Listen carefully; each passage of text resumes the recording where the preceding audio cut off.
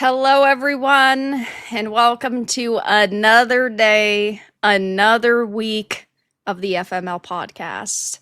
How are you doing, Ryan? I'm doing fantastic. We survived. We survived another week. We survived I'm honestly, I'm ready to end this fucking show because this is way too positive. I'm done with it. I'm done with it. We need some major problem to happen in your life. I don't know what it is. I don't know what we have to sacrifice. But starting this show off with, whoa, everything's great. I love life. It's too much for me. Well, look, here's what I'm saying. I have a theory about what is going on right now. Uh-oh. I believe I've explained to you the conservation of happiness theory. Maybe. Right? All right, so I will explain now. I have always felt this way, that there's only a finite amount of happiness in the world, right? You can't, like, everybody can't just fucking be happy, right? There's a finite amount. And in order for someone to get happier, it either needs to be given from someone else to them, or it needs to be taken, right? Or someone needs to lose happiness in order for someone else to gain some. Right? That's how this world stays in balance. I've got to be honest. Everything's been going good for me. Everything's been going good for me lately. I'm fucking happy. And you know what that means? That means a lot of other people are absolutely terrible. Their lives are fucking worse. And I see people in the chat. I can see it happening, right? As like I'm having like these good days and I got this good energy and I'm happy. I see people in the chat are like, this is bullshit. This is fucking garbage. So what I realize is I think for a while I have been this happiness battery, right? That I have been miserable, which has been charging everyone else's happiness in the world. And you know what? This is not really what I'm about. I'd rather take happiness from all of you motherfuckers out there for myself. And I believe that's what has been going on. I think that's what's been happening. That is my suspicion. And I don't know what it is, but things are looking up. That's all I'm saying. So in reality, I'm creating a lot more miserable people by my happiness. That's probably true. Also, because you have all these haters that constantly want to see your downfall, the fact that you're happy just makes it even worse for them. That's right. Look, we reversed the fucking polarity. That's all we did here. We reversed the polarity, and now a lot of people not happy about that. But what can I say? What can I do? I guess I get the theory. I get it. I'm not used to it. Usually you're like, I hate everybody. Everybody sucks. Everything's awful. But hey, well, look, a win's a win. Let's be very clear. I still hate a lot of 99.9%. I still hate a lot of people. When some stupid Star Wars story comes up, I will fucking rant about it. But my day-to-day shit, order hasn't got fucked up in a while. Things are going good. So you're saying we need the Acolyte Season 2 with Pedro Pascal in it? I mean, that'd be great for my YouTube channel. So it'd be great for your YouTube channel, not for your sanity, though. Yeah, that'd bring it down a few pegs. Like having to talk about those people every day for probably 5 months straight. So it'd be good, but it'd also probably be bad. Well, I mean, look, since everything's going so well for me, should we hear how poorly things are going for some other people? Yeah, sure. You have any good FML stories? I do. I'm taking some from what we got last week. Nice. Ryan M. Drover. This is not an FML story. This is a story of happiness, I think, because of his FML story where he shit his pants. Oh, great. Having my story be the first one ever read on the FML podcast is an emotional moment for me. Thank you, Ryan and Vera, for helping me get past this traumatic event. I am healed. By the way, that was one where he shit himself. You did just say it's about someone shitting their pants, so I assumed, I kind of logically deduced it was about someone shitting their pants. That's absolutely right. Here's a rough one. Regarding Ryan being happy because he's dying. After wanting to end things most of my life, I finally felt I had a way to make things manageable at 45 years old. A few months later, I was diagnosed with stage 4 cancer. Fuck my life. Shit. Wish me luck. I find out when my surgery is tomorrow. Good luck. Good luck, Demigord.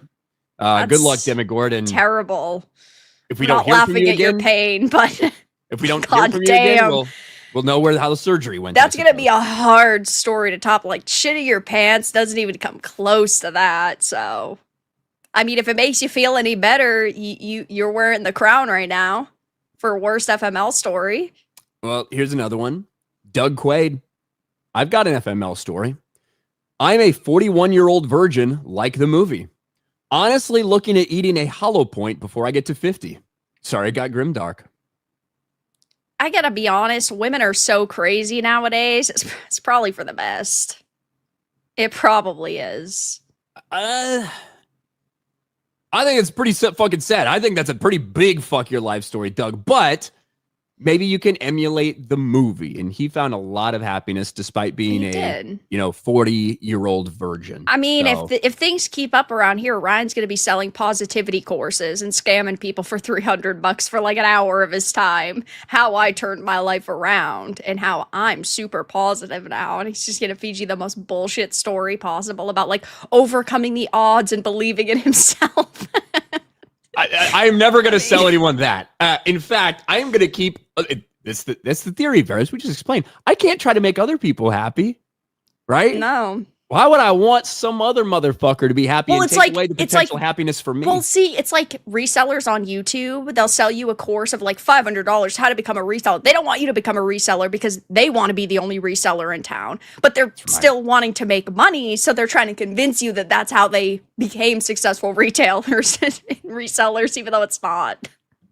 That's right. Yeah. And here's, I think, the last one we have here. This is a little long one. But it is a fuck my life story. Thicka, who I think is like username Crimson Cripple before we switch to the @ signs or whatever. Robot, do you want to be happy, motherfucker? Right? That could be a good one. It's pretty accurate. Okay. Here's my Reader's Digest version of a fucked life story. In 2019, I decided to move to Panama City Beach, Florida and start over. My dream spot. After 5 months having the time of my life, I lost a toenail due to a freak accident. Became infected, and due to being diabetic, I lost my toe. Oh, yep. Wait. Yikes. Fast forward 3 weeks, and I'm having my leg removed. I knew no one in Panama City Beach, so my sister insisted I move back to Alabama to heal with her. I did. Got an apartment afterwards with the intention of moving back to Florida. A year later, I'm losing my second leg and falling into a deep depression. Well, 2025, and I'm out of my depression, and I've got 2 sweet Alabama Crimson Tide prosthetics that chicks dig. That's why I'm called the Crimson Cripple. But unfortunately, I'm still in Alabama. Fuck my life. Hey, I mean, at least the story turned around, though. It did. I mean, it probably could be worse, I guess. It did. And I have one last one that is another poop story. Justin Cider, when I was in my early 20s, I used to get up early so I could jog before work. One day on the run, had to poop so bad. I was over 2 miles away from home, couldn't hold it. Ran in the orange fields and sprayed diarrhea all over. Then walked home with a poop butt. Fuck my life. Why are so many people shitting themselves in this chat? I don't know. And to segue into that, thank you, Pee Pee Poo Poo Man, for the 99 cents. Much appreciated. You got to say it a certain way. Okay, then you can say it. Can you pull it up again? Yeah. Hold on. It's not on there. Did you unstar it? No, it wasn't on there because it was before the stream. Pee Pee Poo Poo Man. That's how it's said. Wow. That was stunning and brave. Thank you for correcting me. Much appreciated. That's what men are for. I guess it could be worse, right? So, those are some very interesting. Could be worse than you being a woman? Is that what you're saying? Well, you could be a black woman. Know. I suppose that would be worse. A worse existence, yeah. I mean, different skin color, losing a few limbs. I don't know. Blind, maybe. Like it could be worse. See, how much worse? I don't know. Look at Pee Pee Poopa Man in the chat. It says, "Well done, Ryan." It's true. Well, at least you said it right. Stunning and brave. I respect people's names. I suppose not their pronouns. How am I supposed to know how to say it? You know. I feel like it's implied when you read it. Like there are just some names like you just kind of know. Yeah. So instead, you just some you look at and then you go, yeah, that's one I definitely yell into the microphone for. You have to pee pee poo poo man like that. You have to say it that way. Other pee pee poo poo man. If you say it like that, it's not very. You're not very convicted. You know. Okay. All right. I understand. Lots of poop to start off the stream. A lot of shit. Very fascinating. Start to this, and luckily we have a lot of shit topics tonight, so that's gonna be good. It's gonna be right good. On theme. Thigs93, thank you for the 2. Hey Ryan, have you read the LOTR trilogy? I mean, I read Lord of the Rings when I was in high school, you know, and I don't think I've actually read it as an adult. I've read the Silmarillion. But you've only read, okay, so which ones have you read though? Because there's so many books. I've read The Hobbit and I've read Lord of the Rings. And I may have done what's the love story? Beren and Luthien. Yes, Beren and Luthien. I've read that. And then I read the Silmarillion recently. Like before Rings of Power came out, I wanted to read that. So, but I haven't actually done a reread of the Lord of the Rings trilogy since I was in high school. I love how the context is, I want to read something really good before I have to watch this just absolute fucking snooze fest, this absolute mockery of the source material. I felt like I should read that. Like I knew some things, I knew here like this and that, but I wanted to actually read it. I wanted to actually understand it so that I could more properly criticize the bullshit when it came out. You know what I mean? Does that make sense? I'm picking up what you're putting down. Yeah. Right. I mean, I should probably do a reread. It's been so long. I was going to say, if it's been a long time, then yeah, it's probably It's been 20 fucking years. Yeah, that's kind of a long time. So you probably should, I don't know, get off your ass and do it. Well, I might. Content's Unless people start fucking pestering me too, then I won't. So now every day I'm gonna have to send you a message. Hey Ryan, if you don't say shit about it, I might read it. If you do, if you bug me, probably not gonna happen. I appreciate Things not asking me because he already knows that I've read it a million times. So a million, that's a lot. Yeah. A million times. But thank you for the 2. Much appreciated. SDCB, thank you for the 2. Ryan, read Beardo Sports FML since your Bears won. Oh, I mean, I could do that. That is actually kind of funny. So, also, small part of why I've been in a good mood lately. Sports. My Bears. The sports ball. That is a factor. This has been a factor good in my mood. The Bears, it's been fucking awesome, right? They've just been fucking winning at the last second, comeback victories. But yesterday, it was my Bears against Fear of the Beardos Giants. And that Giants are trash, right? They're 2-8 now. Their fucking season's over. It's done. They just fired their head coach today. It's really funny. But yesterday, that was like Beardo's Super Bowl, right? And this is what I mean. Conservation of happiness, finite happiness. Okay.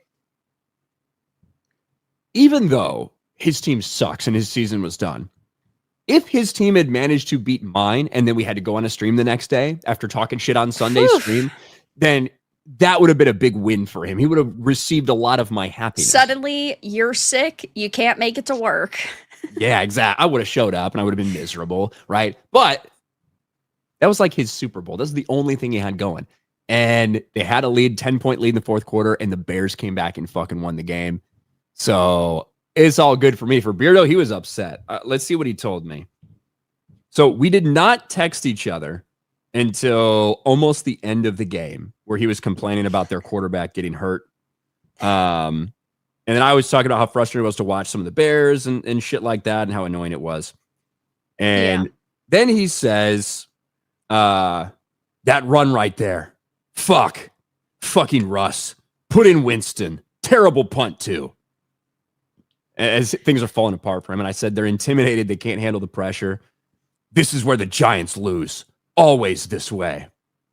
And I was like trying to hype him up. Like, it's going to be almost impossible for them not to get the ball back. They'll have a chance.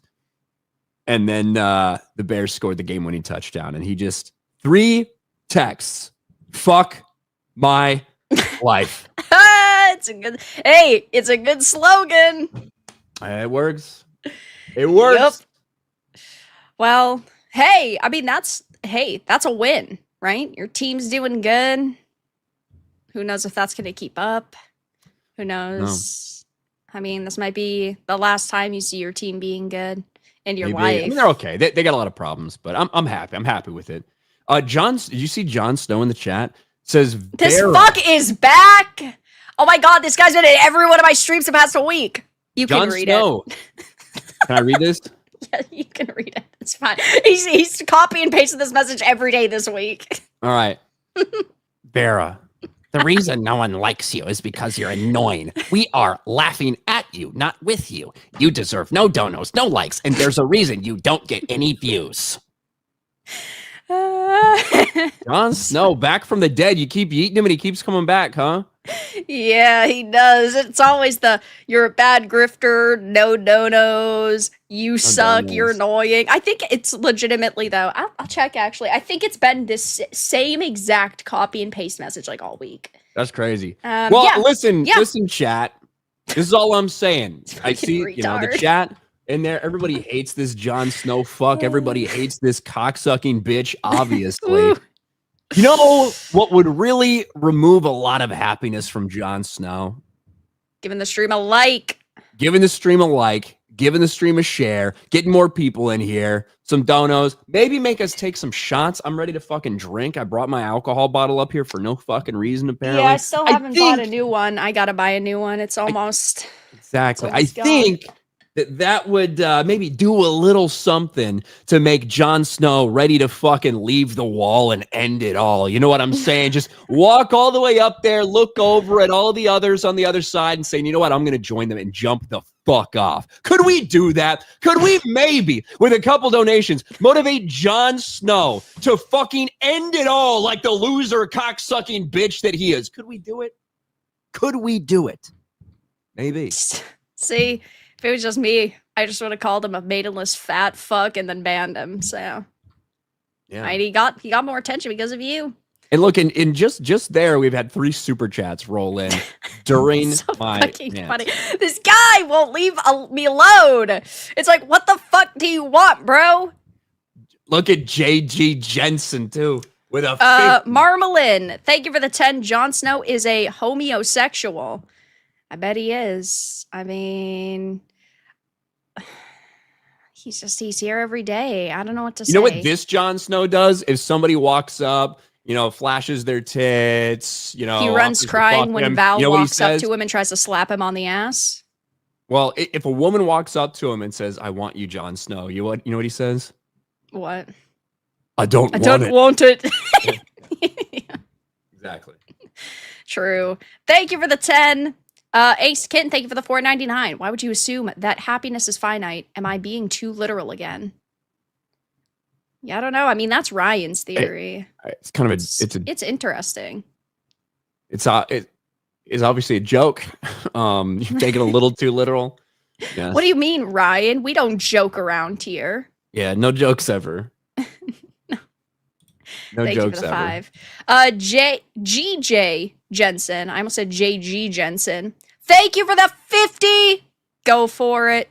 Thank you so much. Go for it. 50. I don't know. Maybe we will just take a celebratory shot because I think we should. Stupid fuck. One. Yeah. We got $100 for the super chats come in. Yeah, I think we will. I think yeah. We're nice like that. Gotta piss this guy off. Uh-oh. I think I've probably only got I actually probably have a couple shots in here. It's kind of getting low though. Kind of. Thank you. Thanks, Jon Snow. What a stupid little loser. I just genuinely don't get what people are doing with their lives if they come in here every day that I stream for like 2 weeks straight. Bro, today I saw and I know we just got another big one come in, so give us a second and we'll get to that because we got to take a shot for that too. Today I saw a comment come in from somebody who covers video games or something and has been a massive hater of mine since Last of Us Part 2 days. Yeah. I saw them commenting on a fucking thing I made about Sydney Sweeney. It's like, why haven't you talked about her movie flopping at the box office? It's like, is this that guy from that long ago? And look, he's been commenting on my channel for fucking 5 years. As my channel's blown the fuck up, and he still only has 300 subscribers, and he's got like 8,000 followers on Twitter getting no interaction. And I'm like, how are you still here? Like, how are you still here? A major Last of Us 2 simp that was spinning for Sony through all of that stuff. So like what's funny my shit. is during, I think it was yesterday's stream, this guy came into the chat and he was like, you're the queen of hate and malice and you're a fucking bigot and going off. Look back at his chat history. He's been like we're talking hundreds and hundreds of comments since Hogwarts Legacy came out. Like, brother, you are subscribed to this channel. You constantly comment on videos. You're coming into the live stream for attention. Chill, man.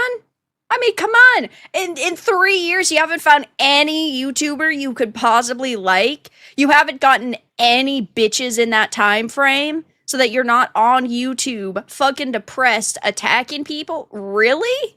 That's the best they have for their Sunday night, so I guess. I don't really like, again, I mean, there's plenty of people. I hate a lot of fucking people. I don't watch their shit. Which is so maybe people think it's weird that we talk about stuff that we hate, like in pop culture or whatever. Maybe we want it to be better. That's why we criticize this and why we criticize the Naughty Dogs and the Ubisofts and the Warner Brothers, because we want them to just go back to making good entertainment.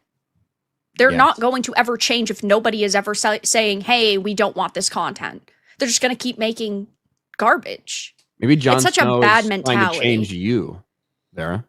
Maybe. I don't know. I mean, he's here every fucking day. So what can I say? Angela is tired. Thank you for the 100. Jon Snow is a fig, and I'm petty.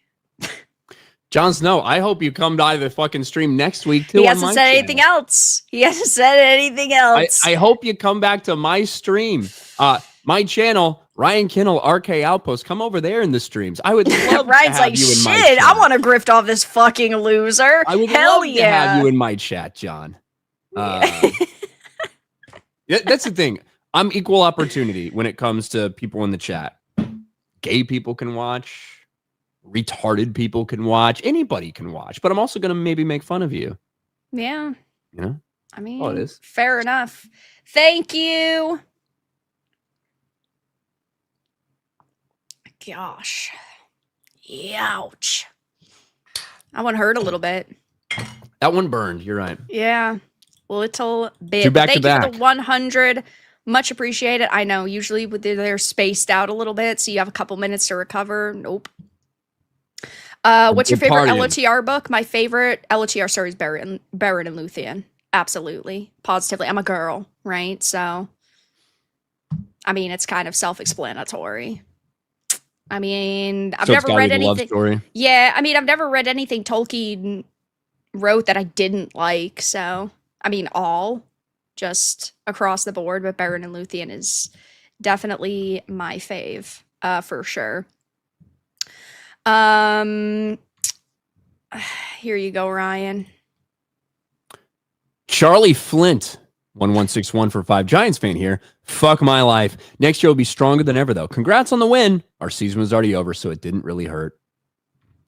You sure it didn't hurt at all? It didn't hurt at all to give up another fourth quarter lead. Look, that was us last year. Last year, some fucking heartbreaking things at the end. Even when I thought it wouldn't hurt anymore, kind of did. But yeah, fuck your life, Charlie. Mine's awesome now because my team's great. And other things. But. I mean, I don't give a fuck about sports, but if I did, I'd say, hey, my team's doing good too. What can I say? Damn. Patriots are doing pretty fucking good. I guess it is what it is. A win's a win. All right, guys. Let's actually cover some topics instead of dunk on Jon Snow for the next 2 hours because, what a graphic. What a graphic. From I know. I know. Big 69 with the cross through it. So I didn't know about this until like 20 minutes before stream. So I don't know the full details. I don't know if there's any like added context or like I couldn't find anything where Roblox had said that they were like making this change and they were warning people like, "Hey guys, there's going to be this thing happening." But now apparently, after the, of course, months of people going after Roblox for it being a platform for children's entertainment, and them actually getting sued over the type of content that is available on their platform and easily accessible for kids. Now, apparently, Roblox is going viral for resetting all usernames that contain the number 69. So it doesn't matter the context, and this is just like a short little video of someone trying to do it, where it doesn't matter if the 69 was at the beginning of your name or at the end of your name or was 1269350. Apparently, within the past couple of days, Roblox decided to go out of their way and reset almost every single account containing 69 in the username, regardless of the context. And this person says, of course, take it with a grain of salt, not that anyone on the internet would ever lie to you. But if I could get an estimate, tens of millions of accounts are affected, making this the biggest reset wave in history. Boy, oh boy. So, I do, because when we first heard this, I thought that they were like just deleting accounts or something. They're resetting the usernames, which isn't, I mean, I guess that's not the end of the world. However, obviously, like you talked about, so many people are caught up in this that has nothing to do with some kind of sexual 69 joke. This is like the other side of what happens when people melt down about like this stuff in children. And I do think there's a lot of very valid things to talk about when the type of content that you can find, any age of person can find in Roblox, which is predominantly dominated by young people. I do think that's a problem, and something has to be done about that. But then when you do have those things, you have these companies that go to these like extreme lengths that then seem like completely wild, crazy shit. Yeah. Like something like this, like getting rid of anything where 6 and 9 appear next to each other in any username. Yeah. Well, it's like how, it's like you mentioned, you know, because it's not like they're completely deleting the accounts, it's not that serious in hindsight. But my problem here is that without any warning at all whatsoever, they completely changed, I would assume, their rules for usernames. They nuked any username with 69. And it just shows how easily these platforms can censor whatever content they want across the board, period. Now, they could do that with these little like mini games that are in Roblox that have adult content and content that's inappropriate for kids, but they don't. But who knows what else they're either going to be altering that there's really no reason to. It's like because they're getting sued, they're maybe going to be like cracking down, or they're trying to erase their tracks, and they're trying to just make sure across the board that they look as squeaky clean as possible. But I haven't heard about any of like the custom games in Roblox being removed over the past couple of weeks, so I don't know to what extent they're going to here over this. But the fact that they just completely reset all usernames that contained 69 is wild to me. Yeah, it seems rather, it seems like a major overreaction. Like a major overreaction. You're right. We don't know exactly all the stuff that they're doing to try to make the game safer and shit. So I don't know. I don't know much about Roblox. I've never played it, obviously, because I'm not fucking 12. I saw somebody say, what about all the people who were born in 1969 and had that as usernames? Why are they on Roblox? Yeah, if you're I am okay with that, because probably some pedos are gonna get swept up in that band just by happenstance. If you're born in 1969, you're playing Roblox, there's a high chance you're a fucking pedo anyway, so just get you the fuck out. Yeah. I don't know. It's a children's game, and apparently They are allowing people to reset their usernames once free of charge, but another problem is that you can't just change your new username whenever you want in Roblox for free.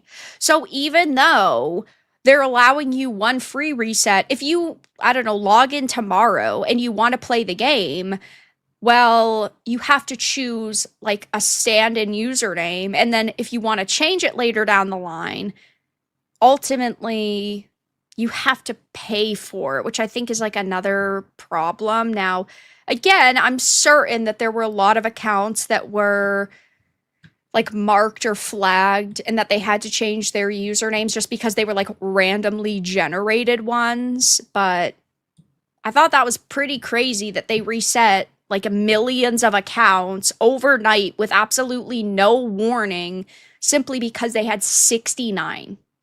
And so, like that guy that said, he said tens of millions of accounts are affected. Well, look at how many accounts there are on Roblox. Roblox, yeah, but how many number of accounts. Yeah, how many accounts are on Roblox? There's 230 million accounts on Roblox. I don't know if tens of millions were. It could be 10 million. I could believe that. I don't know about tens of 230 million. That's an insane number. That's a lot. I would say there's at least 5 million that were affected by this, if not more. Because it's a highly scientific guess. I mean, I don't know for anybody else, but if I was going into Roblox, my username would be XX_sniper42069_XX. Like, that just would be my username. So, like, I get it. I am mentally affected by this. I feel like they're targeting me. They're bigots. They're racists. They're sexists.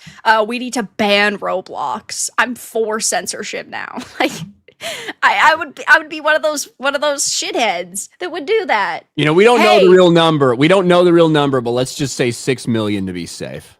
You know what? I would be completely okay with this if they just straight up banned every account with 6, 7 in it. Do it. Be based. Fix culture, Roblox. 6, 7, huh? Yeah. Just do it. You know what? I'll look the other way in this case of censorship. Get rid of 6.9 million users. Hey, it's a good number. Nice. But I thought that was pretty shocking that they just like up and, I guess, change the names of all of these accounts, or I guess technically unnamed all of these accounts. Like, I don't know how you want to describe it, but yeah, it's kind of wild. Kind of wild to me. That's for sure. I'm not shocked though. They're getting sued. They've got a lot of scrutiny on them right now. Sometimes these are the type of things that happen when you have big freakouts like that, and who knows what else they're doing. Hopefully more that'll have a little more tangible ways to like. But that's the other thing. You get to this thing where you're like, yes, you obviously want to protect people on your platform, especially when there's a big fucking backlash against it. But how does changing 6'9" in a username protect kids when there's literally like games that you go into and it talks about like Kim Kardashian sex tape? Exactly. Maybe they're trying to ban any sexualized content, period, and they're considering that sexualized content. And that is like an easy rollout to do. Yeah. Whereas a lot of that stuff is not necessarily like with all the fucking stuff you have potentially in Roblox, a lot of that stuff is a lot tougher to police, so to say. Which is why when you start calling for people to control the shit and to censor people because of whatever, and I do think, like I said, I think there should be a lot of control of what's going on in those games. You run into this shit.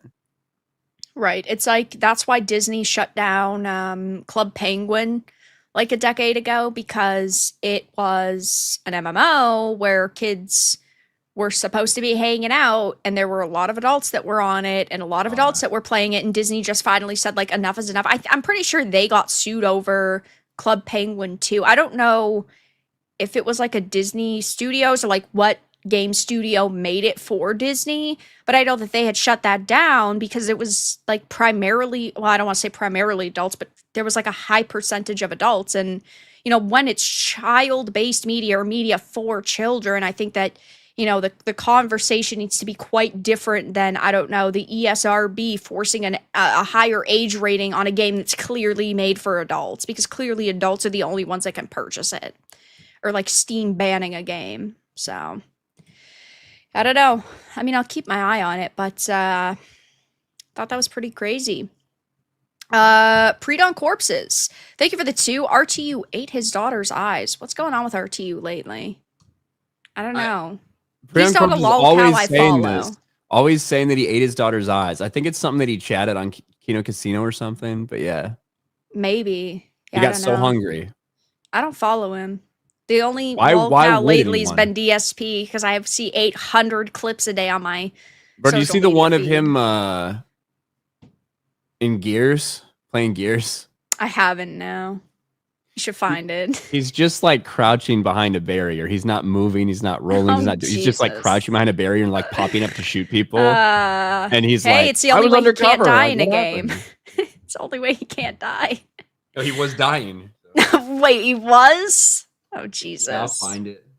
SBZ, thank you for the 5. Hi, Ryan and Vera. Who would win pee-pee poop? Pee-pee poo-poo man! Is that better? Versus you gotta say it a little quicker. Poo-poo pee-pee man! You gotta say it a little quicker, but you had the better volume there. Yeah, now chat's gonna be like, my ears! I'm fucking deaf now! Blame Ryan, guys. Probably poo-poo pee-pee man, I'd say. I don't know, Ryan. Poo-poo man, yeah. Yeah. Thank you for the 5. Much appreciated. Quagmire, thank you for the 5. Speaking of trolls, Ryan, what books did you read on deployment? Yeah. Well, yeah, that is a fucking troll because Quagmire knows perfectly well I never went on deployment. However, while I was on the ship, I definitely read a lot of Star Wars books. A lot of Star Wars books, most of which I'd already read before. Yeah. And then every once in a while, fucking when I had to be on watch for some stupid bullshit before I was actually qualified, I would read the stupid like government approved ones, which are mostly gay. So lame and gay. I like homosexual, just lame.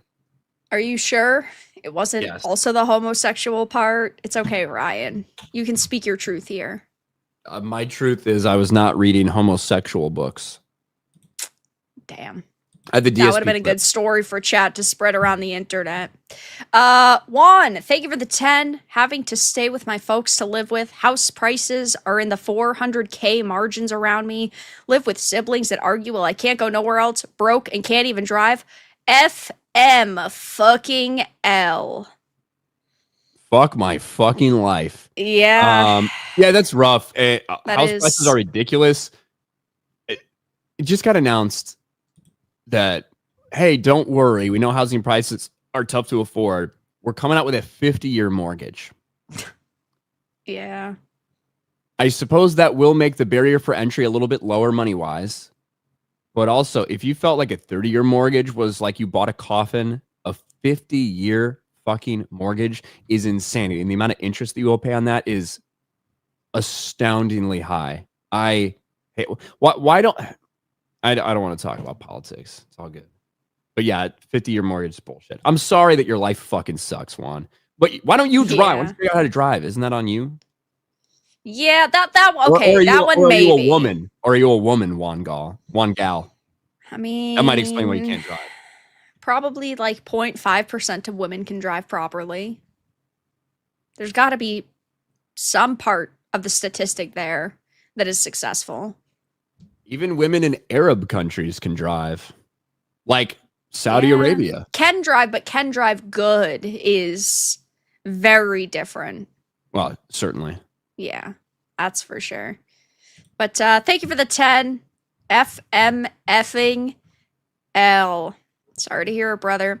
Hyperdonts, thank you for the 5. All hail the top tier Empress and Queen of Hate and Malice. Yeah, it was what did that guy call me? The Queen of Hate, Malice, and failed boycotting. That's also, even though I've never said to boycott anything on this channel unless it was a straight up scam like the day before. For that, I've said, yeah, sure, you probably should not buy this because it's fake. It's literally a fucking lie. But hey, I got a couple haters, and I guess it could be worse, you know? John, again, I'm certain you're here. Thanks for stopping by, buddy. I hope your day's going good. I really appreciate it. Oh, are you gonna say something? Nope. Oh, okay. You sat forward like you were gonna say something. I'm like, oh Jesus, here we go. You are very right that I often do that when I'm ready to have something to say. You do. I do that. Yes, you know that. So then it's like the awkward pause for 5 seconds because you didn't say anything, but I want to make sure. I was just adjusting. It was very fast. It was very serious. Like you were about to fucking flip out. Chris, thank you for the 5. Had a bad case of COVID for the past week. People still get that? What the hell? All these YouTube streams have kept me sane while stuck inside. You're both awesome, by the way. Well, thank you so much for the 5. Much appreciated. COVID. What the fuck? People get COVID still? I thought it was just a flu. Yeah. But no, that sucks, Chris. Sorry. It does suck. Ultimately, any health problem does suck. And hope you feel better soon. If you die, well, thanks for being here for as long as you were. Really appreciate it, man. We're very grateful. So, Ryan, you sent this. Oh, you have a tab open. I do have a tab open. I'm ready to show you something. Okay. I want to make sure that you didn't accidentally show it. I didn't accidentally put it there. DSP's Gears gameplay consists of him sitting in one spot shooting while eating hits and then eventually dies, claiming the game isn't giving him a fair shot or something.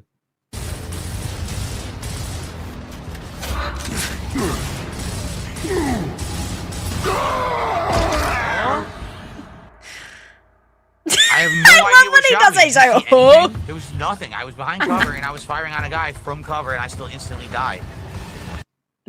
I think that's just how he plays the game, you know? I love when he has the controller. He's like, huh? As if you didn't fucking see what happened. He's so stupid. I mean, come on, man. You can't even survive in a game when there's the game holding your hand when you're in cover? Really? That's wild. He really is just like a journalist. Game journalist level for old DSP there. That's the face you like, right? That one? Yeah, because he looks around as if there's like a fucking crowd of people watching him and as if he's looking for validation.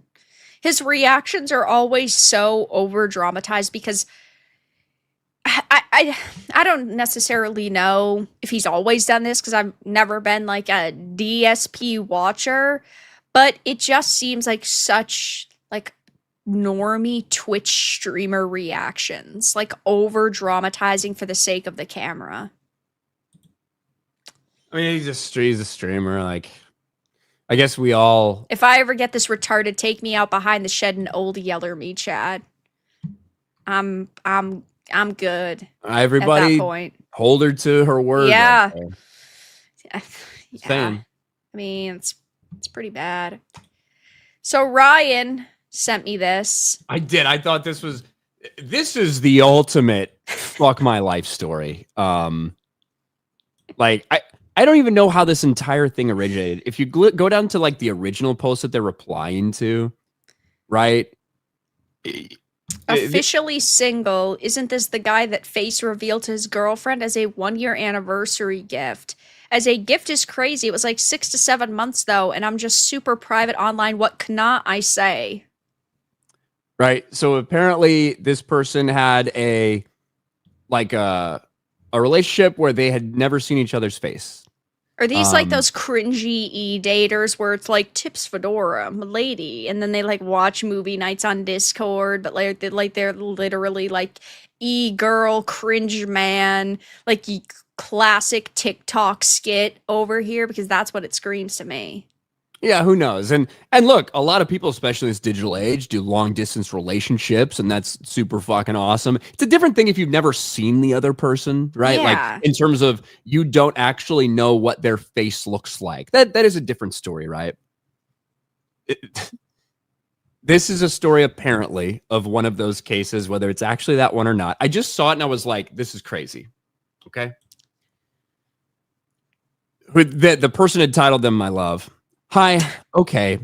I'm just going to get straight into it. So I know I said I put a lot of time into us, but like, I'm not sure I can date someone that looks like you. Usually I go for personality over looks. but I could never imagine kissing or doing anything with someone that looks like that. Like that, as if he's not directly addressing this fucking person. Right. I'm really sorry, but just know I still love you so much, and maybe we can still be friends because you've been with me through so much, and I appreciate no, because you're been with me. Yeah, well, you're sorry, typo. You've been with me through so much. Maybe we can still be friends because you've been with me so much, and I appreciate you, and I truly hope you can find someone that loves you for you because I just couldn't, and I'm sorry. You're not sorry, and you well, don't love this person. That is the ultimate. Look, if you get a message like that, and you do not immediately fucking kill yourself, you have a lot of strength, bro. Like, you have a lot of strength if you get something like that. I mean, maybe this isn't the first time they've got something like this, which is why they the question is survived it. How fucking ugly are they? Well, yeah, that's what I want to know. I don't know if like these people have like public social medias or anything, because I haven't looked into it. I mean, their usernames right here, but like I would assume they probably don't show their faces online. And if they did, there would probably be that in the responses, which there isn't. Or she can say is no. It's the bus hitting the response. Man, sometimes the internet really puts things into perspective. Like, damn. Things could be so much worse. All fuck my life stories about shit in your pants. Woof. I think this is worse than all of the pants shitting stories together combined. I fucking Voltron over here. Yeah, like I saw that like just in passing on Twitter, and I was like, that is the ultimate. See, like, fuck your life. You're better than me because if I saw this in passing, I would scroll past it because it's like, sorry, bro, I'm not reading that, or congratulations if it's good for you.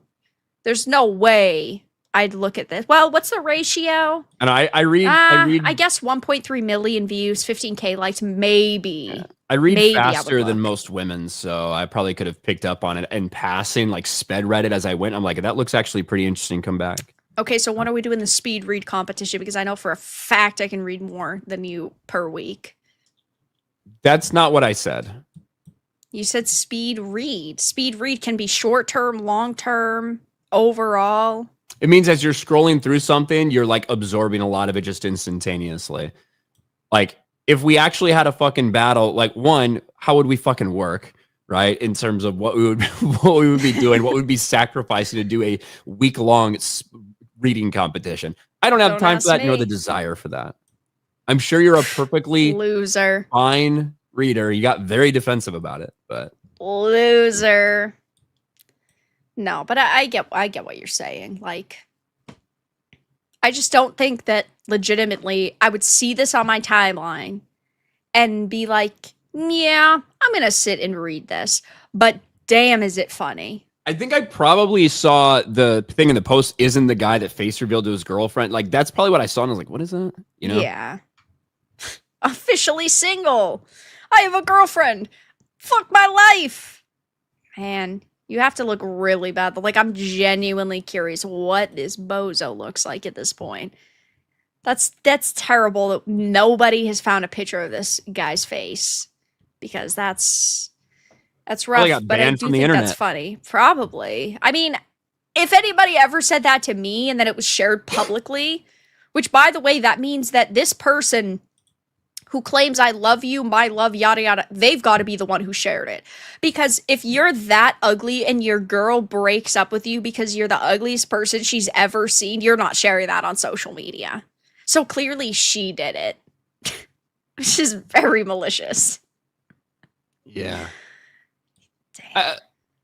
Maybe, look, maybe he was very upset. Maybe he shared a little too much. Maybe he got mad. Maybe he got super obsessive.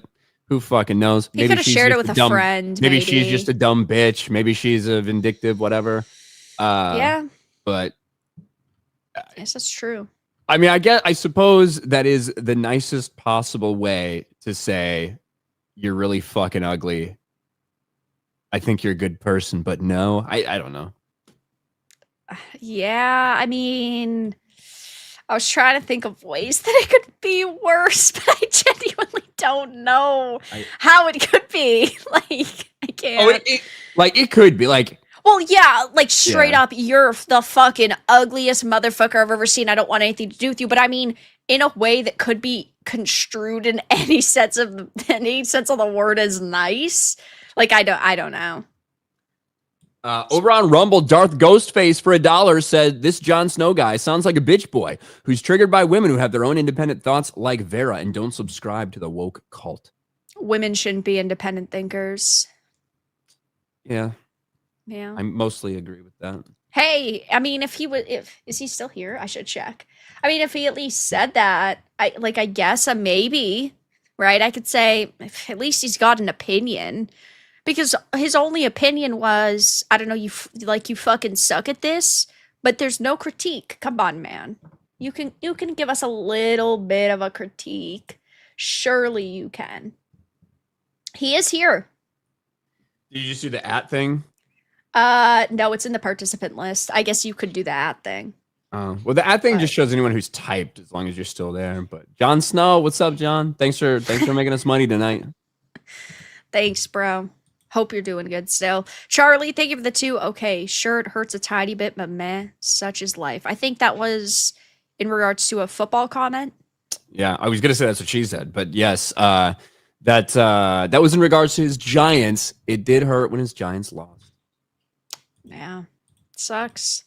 Blair White, M9Z, thank you for the 5. Vera and Ryan are the best duo. I love you guys. I had fun with Philip Chan last night. I didn't know how strong he was. Keep up the great work. Well, thanks for the 5. What is this joke about? I don't know I don't know how it originated, but I think it's because everybody makes fun of Philip Chan being gay. So. Oh, okay. Makes sense why Blair White had so much fun with him last night then. Yeah, it does make sense. I'm pretty sure that's the only context you literally need to know to get the joke. Poncho, thank you for the 2. Why not just get good at life? I mean, you could try. Sometimes it takes some time. I mean, I guess so. Your life is looking up, right? You're finally getting good at life. Exactly. It took me 36, almost 37 years. But my life's finally getting pretty good. So sometimes it just takes a while. You miss a lot of shots, and then one finally drains, and it's like, holy shit, they're just going down. You're just in a rhythm. You know what I mean? So yeah, everything's pretty good. I can't complain.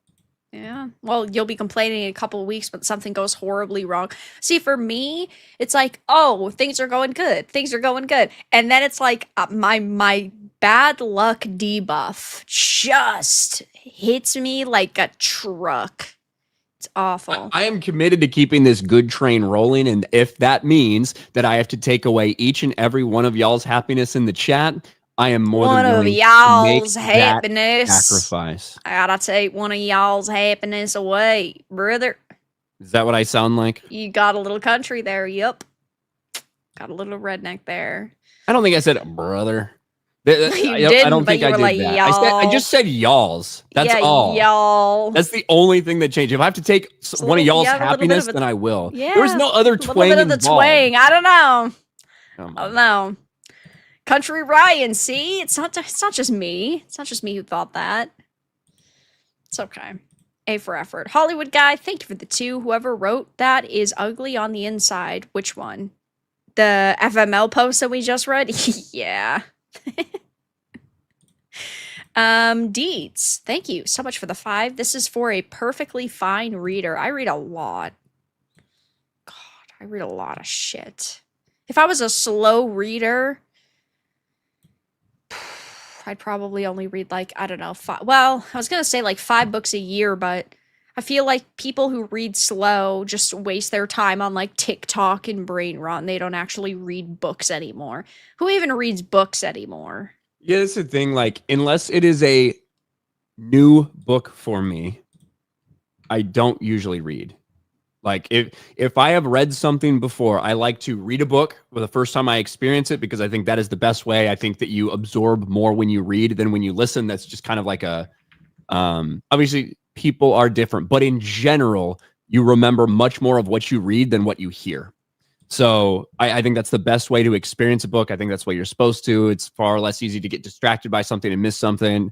But then after I've read a book once, I enjoy listening to them because I already know the story. I already know what's coming. Like, what if it's like an overarching topic? Like, let's say, I don't know, ancient Greece, for example, and you've read one book about, I don't know, like, or maybe you read like one book about like Persephone and then another about Prometheus, but they have like overlap. Do you still like speed read it, or do you not read it, or do you skip over segments? Because I feel like that is absolutely disgusting if you skip over segments that you already know the information about, even if it's in a new book.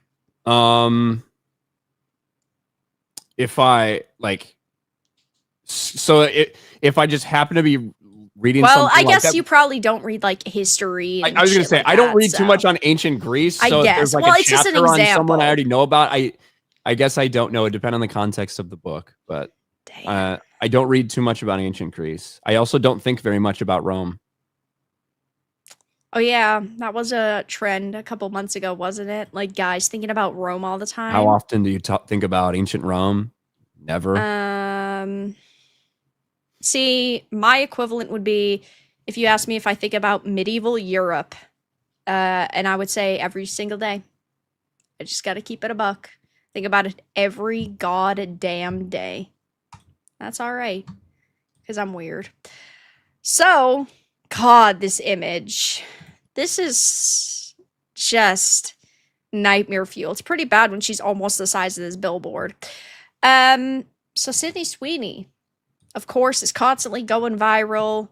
She's constantly either featured in photos that people don't like, ad campaigns people don't like, making statements people don't like. And, well, over the past couple of days, she's been going viral yet again because of her face and because of a very simple response, which was kind of a non-response. It was basically laughing at anybody who wanted her to fall into the bait that this interviewer was laying. So people are now even more outraged over Sydney Sweeney's dismissive comments about the American Eagle eugenics backlash after seeing new footage of her response.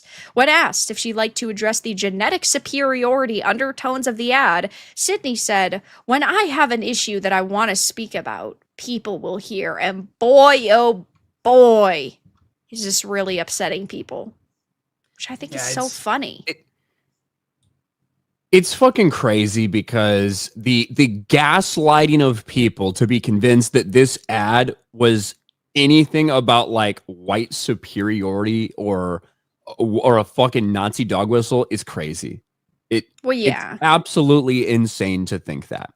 But the media and a lot of leftist accounts, they gaslit some people who didn't maybe originally would have thought that while passing by, gaslit them into thinking that that was the case.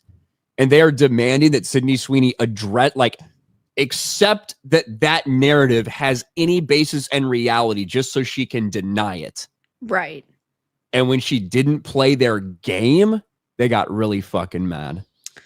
Well, yeah, of course. And it's also like how there are so many of these just raging leftists on social media that want to hate her so bad that they will sit and try to convince people like, oh, she's not attractive. And sure, beauty's in the eye of the beholder, but you are not going to convince any sane person that the individual on the left is prettier than the individual on the right.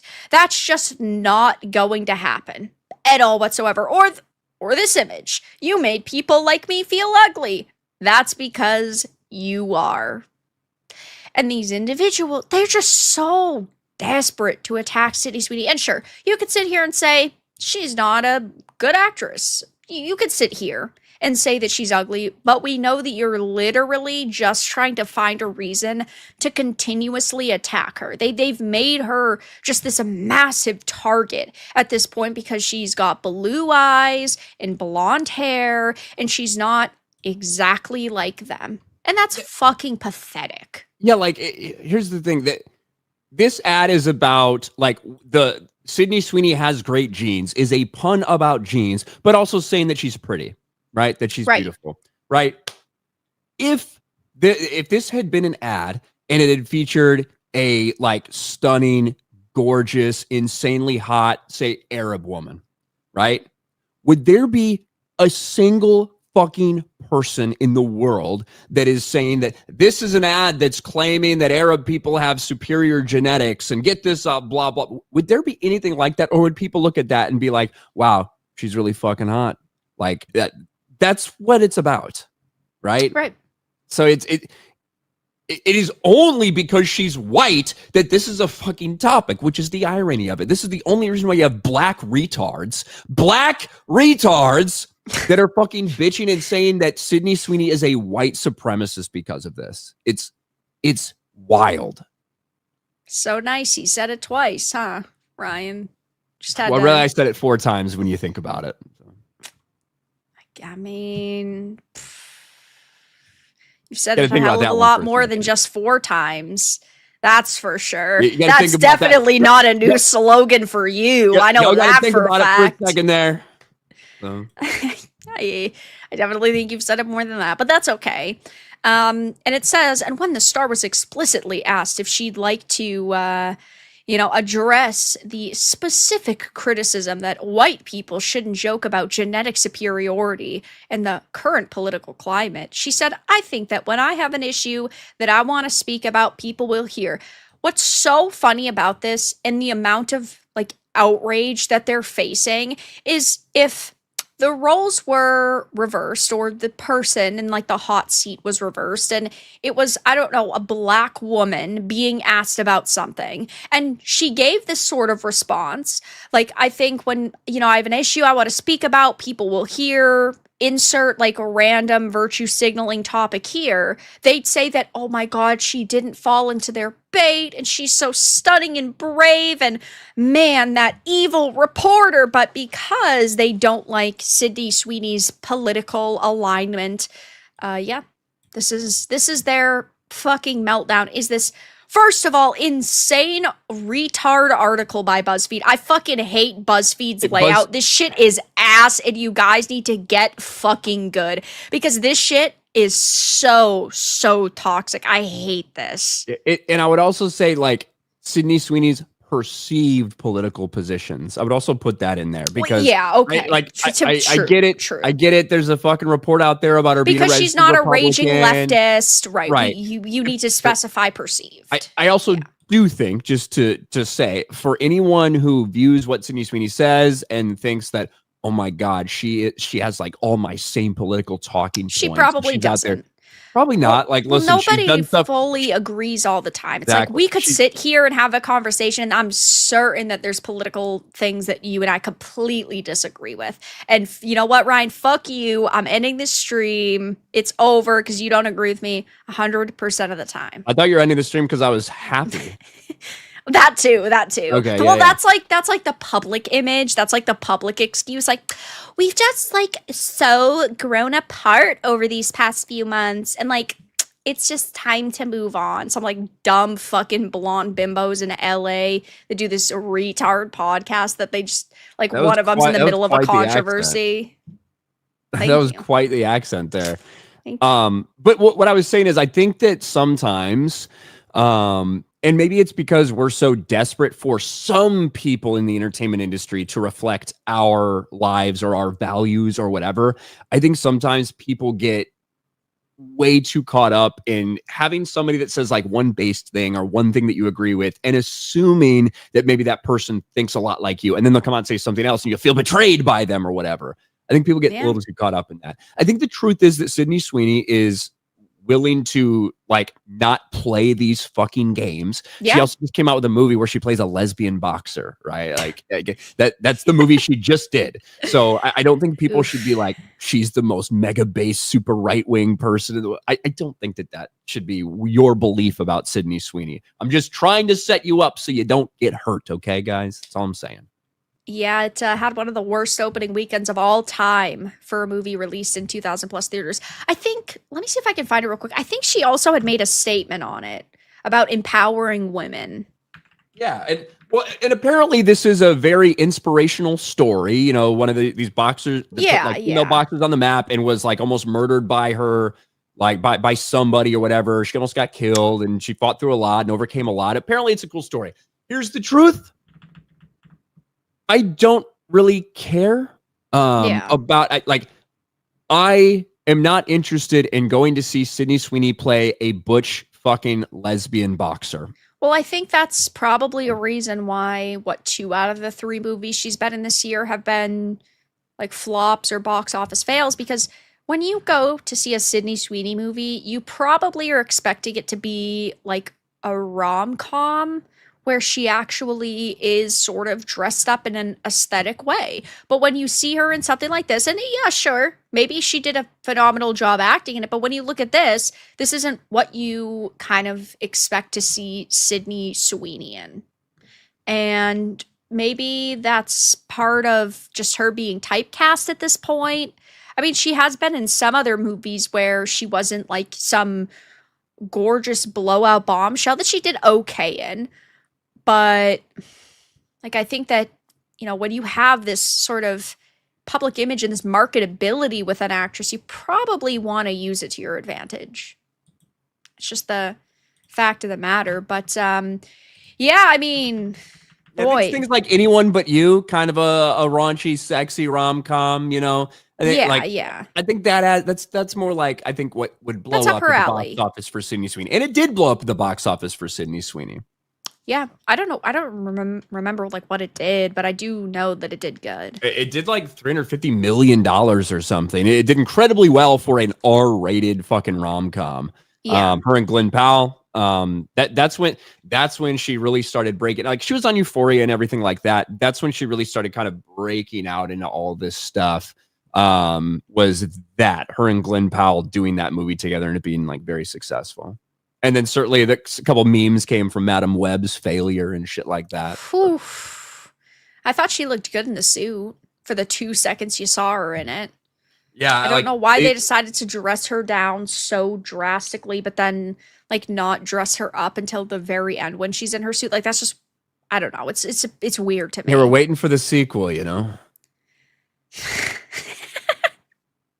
Whenever I hear the word sequel affiliated with that pile of fucking trash, it brings me joy. They were building a universe, you know. Yeah, they were building a universe, the fucking flop verse, that's for sure. But there are a lot of people online who, of course, are attacking Sydney Sweeney over this. You know, if there's an issue I want to speak about, people will hear statements. Sydney Sweeney only speaks out when people call her ugly. I think that's so fucking funny that they said that. And she literally made this statement today about this new movie and about how we don't always, you know, make art for the numbers. Sometimes we make it for the impact, which you already know that they're going to turn this statement around and say, she's just coping. She's just coping. Oh, she thought it was going to be successful, but it wasn't. So she has to come up with some sort of excuse. I mean, it is a little bit of a cope, you know. It is. It's like, I'm sure they're happy with it making an impact, but they'd also like to make fucking money with it. Now, like, this is not a project that I think anyone should have expected to do big numbers at the box office. Just period. Right. I said that in my last video about it. But at the same time, when you do come out and you make a statement, that is coping a little bit. It's saying, hey, I wish our movie would have done better, but we're really fucking proud of it. Now, that is the way you should handle flops. That is the way you should handle failures, right? You should not blame the fucking audience. You should not blame this or blame that. You say, hey, look, we're really proud of the movie we made. I'm really proud to have been a part of it. And, you know, I wish it would have been financially successful, but it wasn't. I'm still really proud of the work we did and the work we put out. That is how you should handle failures and flops when they happen. Absolutely. And I think that she handled it pretty freaking well. I also agree. You know, I've absolutely no interest in watching this at all whatsoever, but she's got some good PR training. I mean, if Rachel Zegler had this type of PR training, or Halle Bailey had this type of PR training, man, they'd probably be much more successful right now. That's for sure. I'm I gonna be think real. Rachel Halle Bailey Zegler was not that bad for. She wasn't Little that Mermaid. bad. No, She wasn't at all. Really, she didn't come out and say too much of that shit. She didn't really get involved. You know, she that made a movie couple just, of like offhand comments, but you know, Rachel Zegler was significantly worse. the biggest thing that I can remember for Halle Bailey was talking about how incredible it was going to be to see a black person represented in this and blah, blah, blah. But then in an interview when talked about like her favorite fucking movie, Disney movie of all time, she was like, has to be Little Mermaid. I would be in my pool pretending I was Little Mermaid and stuff. It's like, well, so if you identified with that character, that was your favorite fucking character, you obviously didn't need her to be black. So why do we need you to be black? Other than that, I don't remember too much from Halle Bailey. So maybe. I remember there was I could probably find it. Around the time that Snow White was originally supposed to release, her and Rachel Zegler did that Variety actor on actor interview together. Yeah. And then they had talked about the toxic backlash to their princesses and how people, I don't remember exactly what was said, but I remember it was like, oh, toxic backlash. And they sat down and that was part of that conversation, which was, of course, pretty fucking pretty bad. But her movie had already come out. Her movie had already been out for like a year, so it wasn't affecting the box office numbers at that point. Right. Yeah. But yeah, we should get Sydney Sweeney to play Disney Princess. Imagine the fucking backlash there would be to that. That would be great. Play? I don't know. Any of them, basically. You know what? I'm nominating her to play Tiana. Yeah, Tiana. Yes. I was just going to say, let's fucking race swap Tiana. Well, oh my God. Yeah. Hell yeah, brother. That sounds pretty good to me. It's a good idea. Disney, give us a call. We can help you out. Bree Moon Roses, what a stupid name, by the way, said Sydney Sweeney getting the opportunity to denounce white supremacy and not taking it, plus saying, when I have an issue I want to speak on, people will hear about it. Yeah, fuck her. Hey, so do you want to just disavow white supremacy real quick? No. The Decade of the Chud. 66 million views. I think that is a... Like, I actually think that is praising her. You think so? Yes. Like, Decade of the Chud is, like, ironically saying, like, Chuds are winning type of thing. But there are a lot of people who say it unironically, too. Yes, but I think that this is praising her. Like, look at the thing. So the bottom says... I'm not suggesting Sydney Sweeney is racist or whatever, only pointing out that she's refusing to engage in an ideological ritual.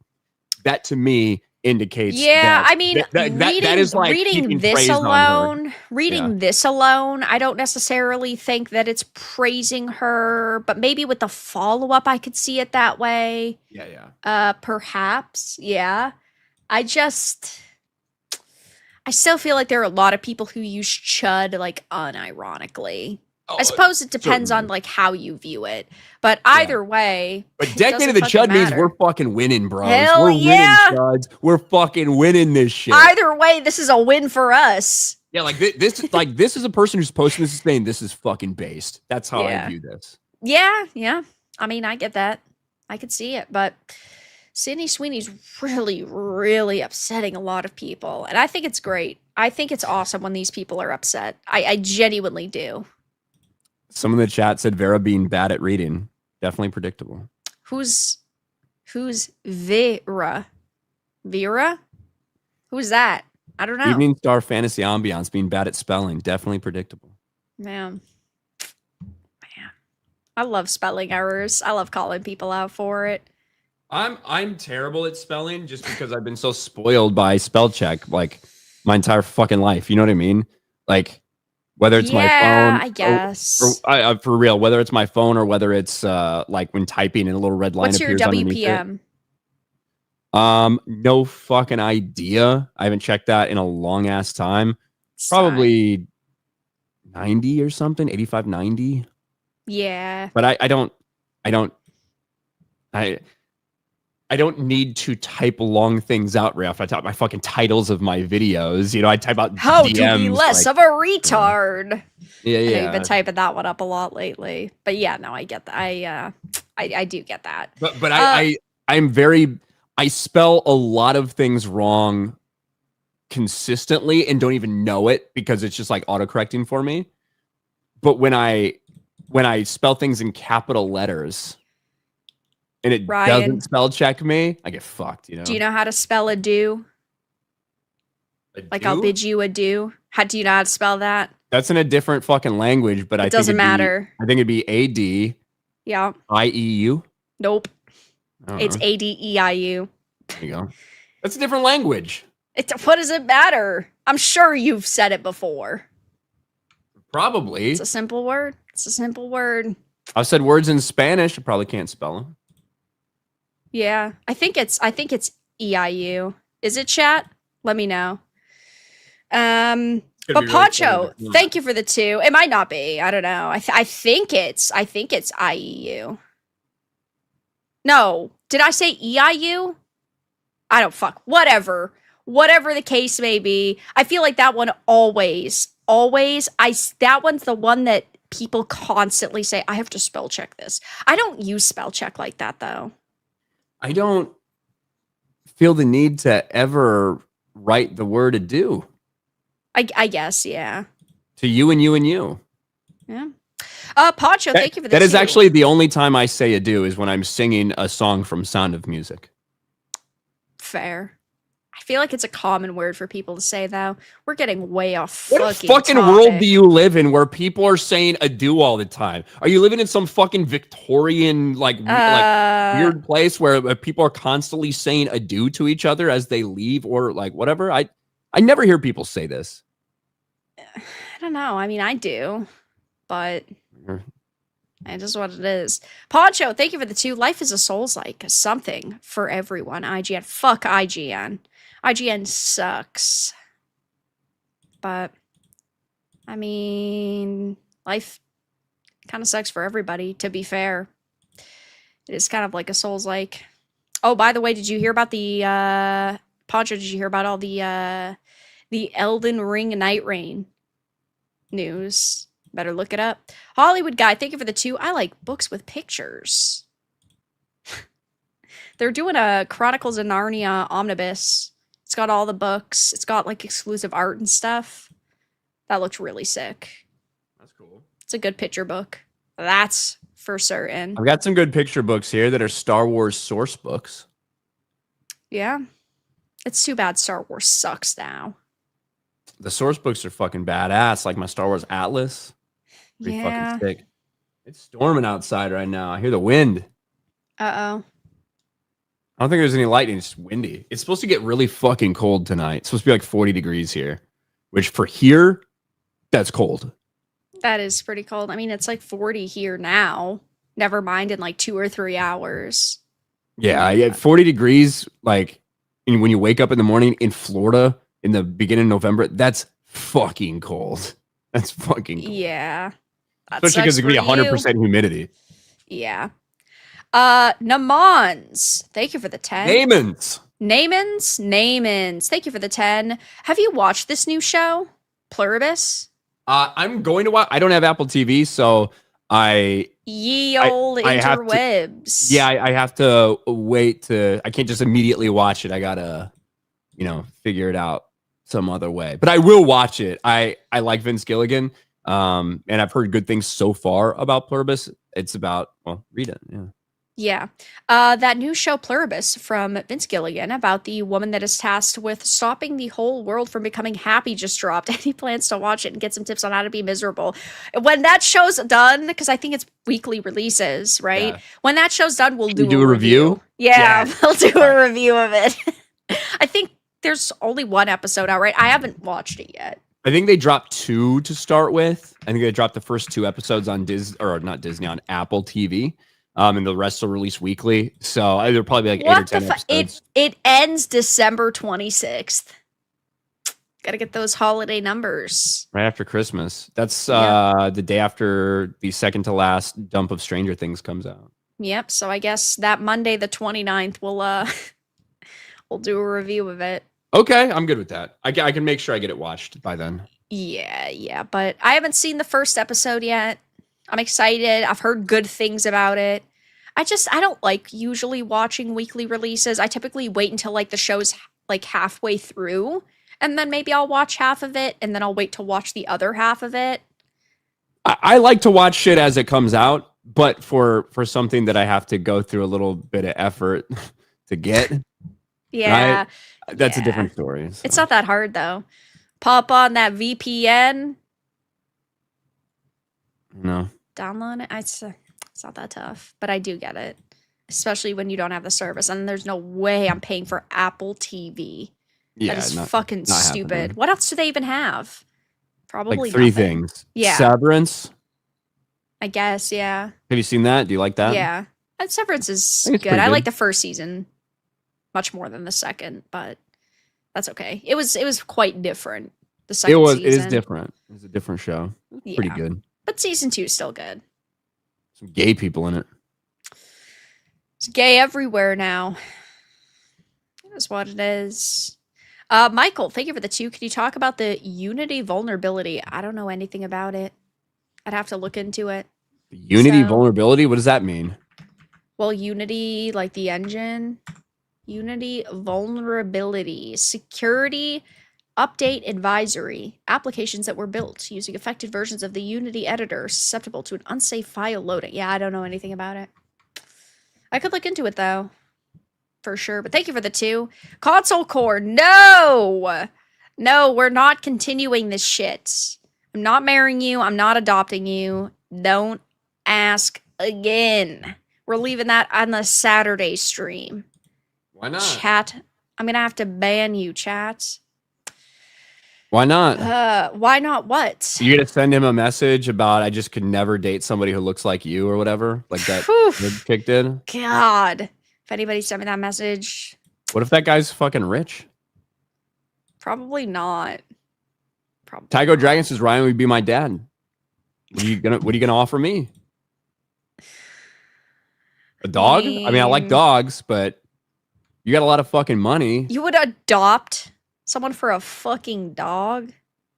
If it was a really cool dog, like maybe not that dog, maybe like a badass, like a really fucking cool golden You want one of these retriever. fucking genetically revived dire wolves. Yeah, here's the only 2 dogs, like a super Nazi-ish German Shepherd who like obeys every fucking command and will listen to you all the time, like bred for perfection, that type of German Shepherd, or just a good old American golden retriever who's just kind of a little bit dumb, a little bit happy, and isn't that every golden retriever though? It's a lot of golden retrievers.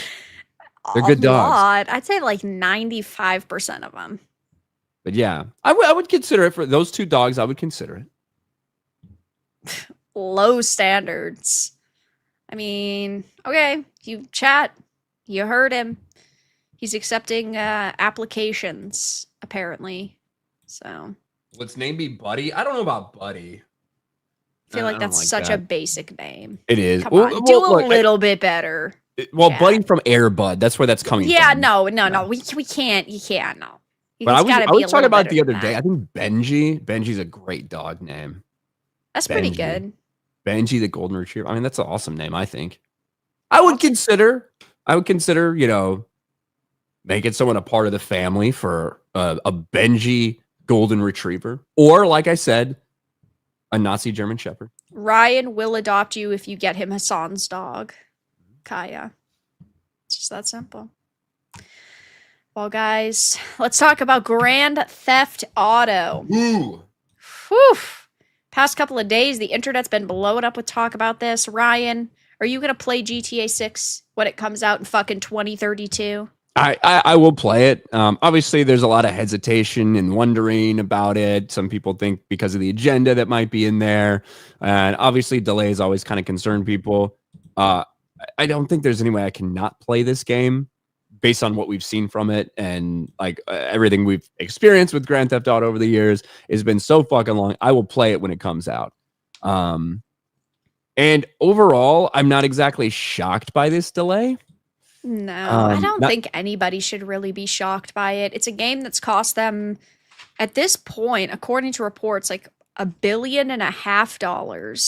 They need it to launch in a perfect state, because if it doesn't, their company's toast. Yeah, there's a lot riding on it, but they also have time. Like it's gone this long. There is no reason to put it out before it is actually ready. And with what we've seen from the game in terms of like the in-game engine and some of the level of detail of everything and how big this world is going to be, there's a lot of fucking work to do, I think, to make sure everything's right. And that's the most important thing. I have seen some people speculating, oh, they put a bunch of gay shit in there, and now that the tide's turning, they're taking this time to remove that. I don't think that's the case. I'm not saying that they might not have some gay shit in there. I just don't think that a delay would be to take it out. I really don't. I think that it's bound to have gay shit, but I don't know if I necessarily buy that it would be extremely prevalent. Like, there's bound to be some level. Well, look, there should be some gay shit in it in terms of things that are out there that everything gets made fun of. That's what GTA is, right? Yeah. GTA has always made fun of shit like to the extreme. They have like extreme gay people that they make fun of. They have extreme patriotic people they make fun of. They have extreme like left-wing woke losers they make fun of. They have extreme like right-wing hardcore survivalists. Like they that's what the games are about. Right.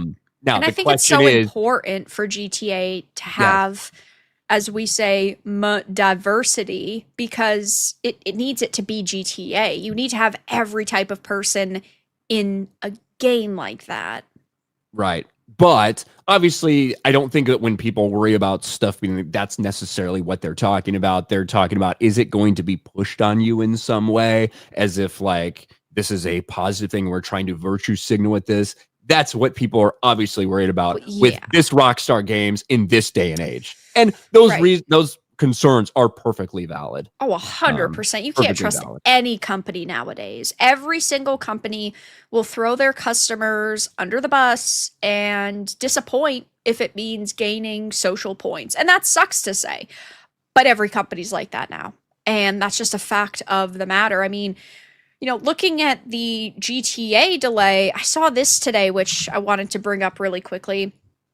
Todd Howard has said that Elder Scrolls 6 is still a long way off, and I like to just announce stuff and release it. My perfect version, and I'm not saying this is going to happen, is that it's going to be a while, and then one day the game will just appear. And this is why a lot of people thought they were delaying Grand Theft Auto 6, because GTA 6 is, you know, its main competitor truly is Elder Scrolls 6. They were supposed to go into development around the same time. They were supposed to initially release around the same time. And now it's been 8 years since we saw the fucking 5 seconds worth of mountain. And I feel like Todd Howard has now come out and said this because it's like he almost wants people to understand that it's not a competition, because people were speculating for so long it would be. But the fact that he came out and said it's still a long way off is crazy at this point. It's going to be 4 years. Yeah. Genuinely, I would probably say that. 4 years. Yeah. Especially when you look at when it's going to have to line up for different console generations. We have 7 other editions of Skyrim that still need to fucking release. We need the Switch 2 version. Yeah. We need the fucking Switch 2 enhanced version, the Switch 2 definitive edition. We need the fucking Xbox handheld mobile edition. I mean, we have a lot of Skyrims that still need to come out, guys. And the funny thing is, when it comes out, it's going to be buggy as fuck. It's not going to be polished. It's going to have all the exact same fucking problems that people have always had to mod out of every one of these. It's going to take 2 more years after those fucking 4 years for you to be able to play it, because we still need modders to do it. I hate this timeline. I love Bethesda games. My chat knows it. I think Bethesda makes some amazing games, but it's like, the foundation of what they make is amazing. Unfortunately, though, the execution is not amazing. It's like Skyrim. I think Skyrim without mods is at most very generously a 7.5. With mods, Skyrim's like a 9.5.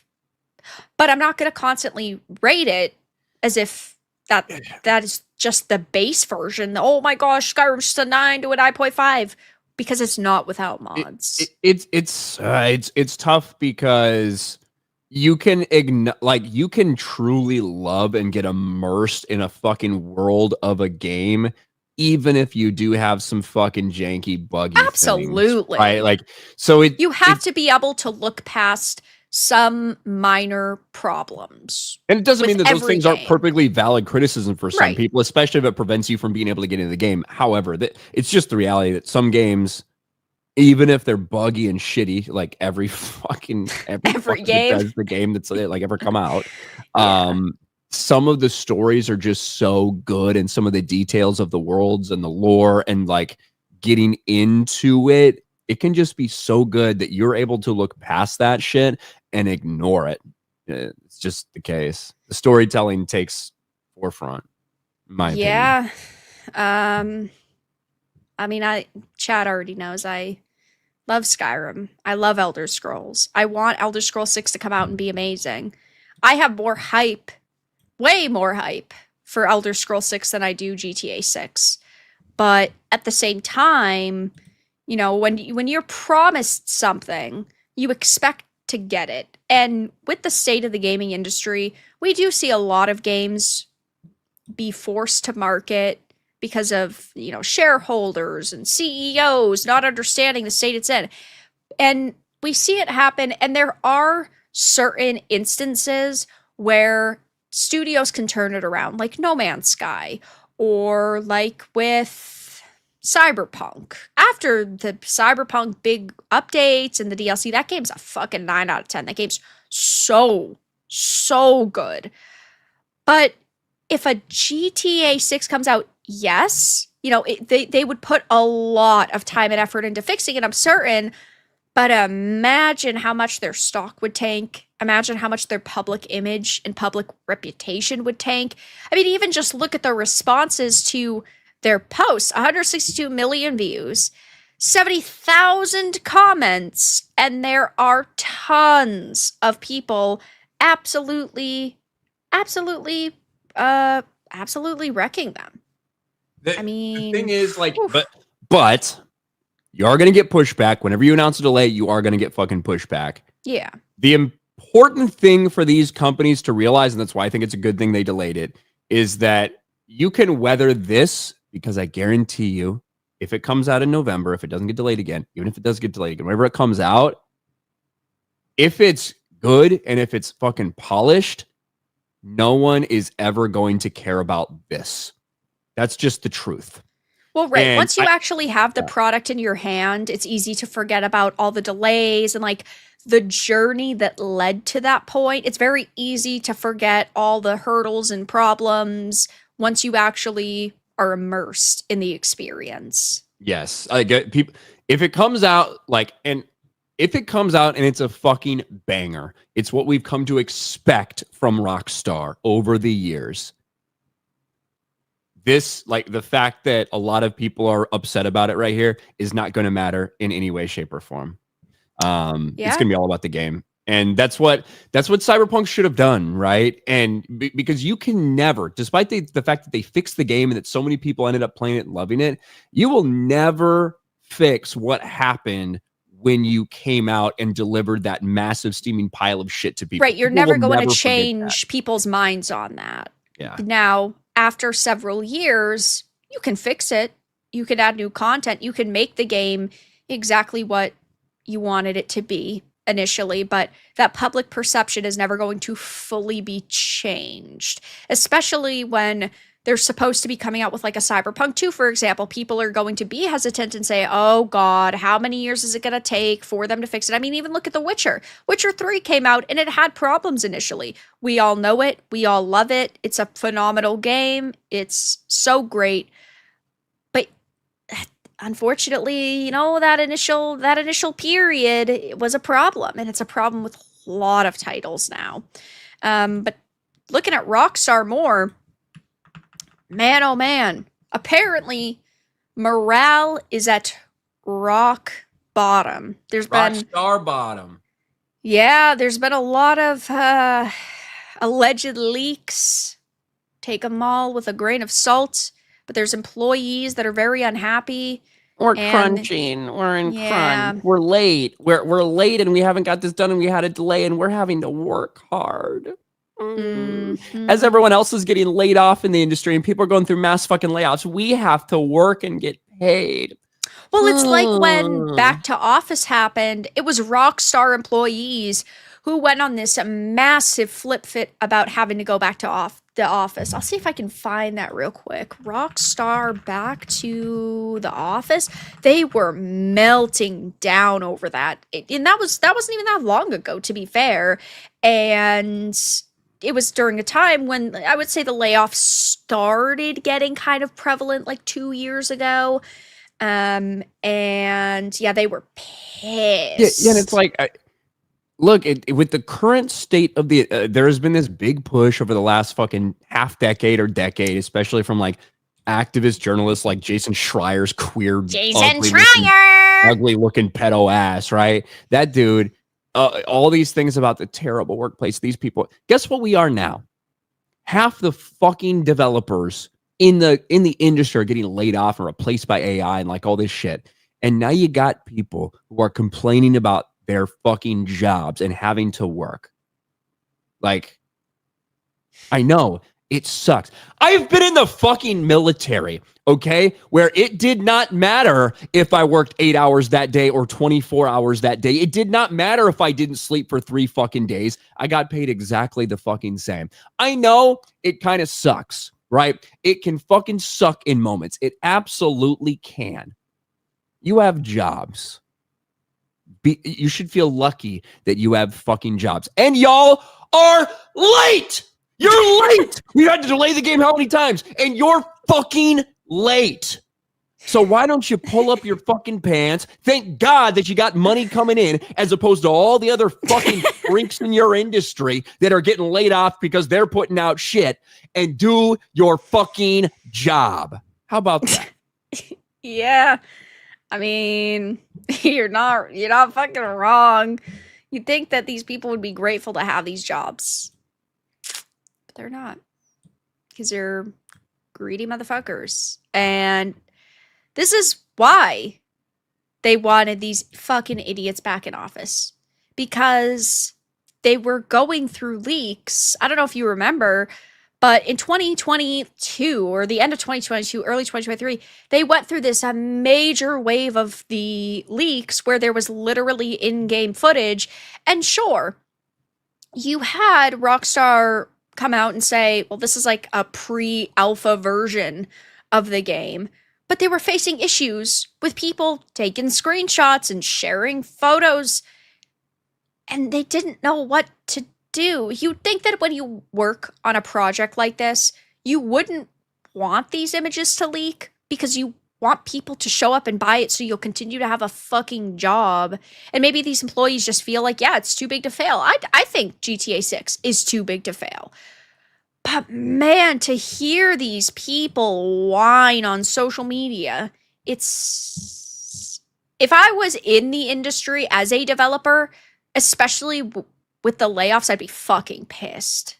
I'd be like, really, man? Do you want to, like, change positions? Do you want to fucking be in the unemployment line? I'll take your job for you, sure. But they feel like they're untouchable. And then, yeah, we see rants like this and meltdowns like this. And apparently... Like all these people, if they get fucking laid off, 6 months from now, they're going to be fucking bitching and moaning and... starting give, send, goes and like doing all that shit because they can't feed their cats or whatever. Like that's what'll happen.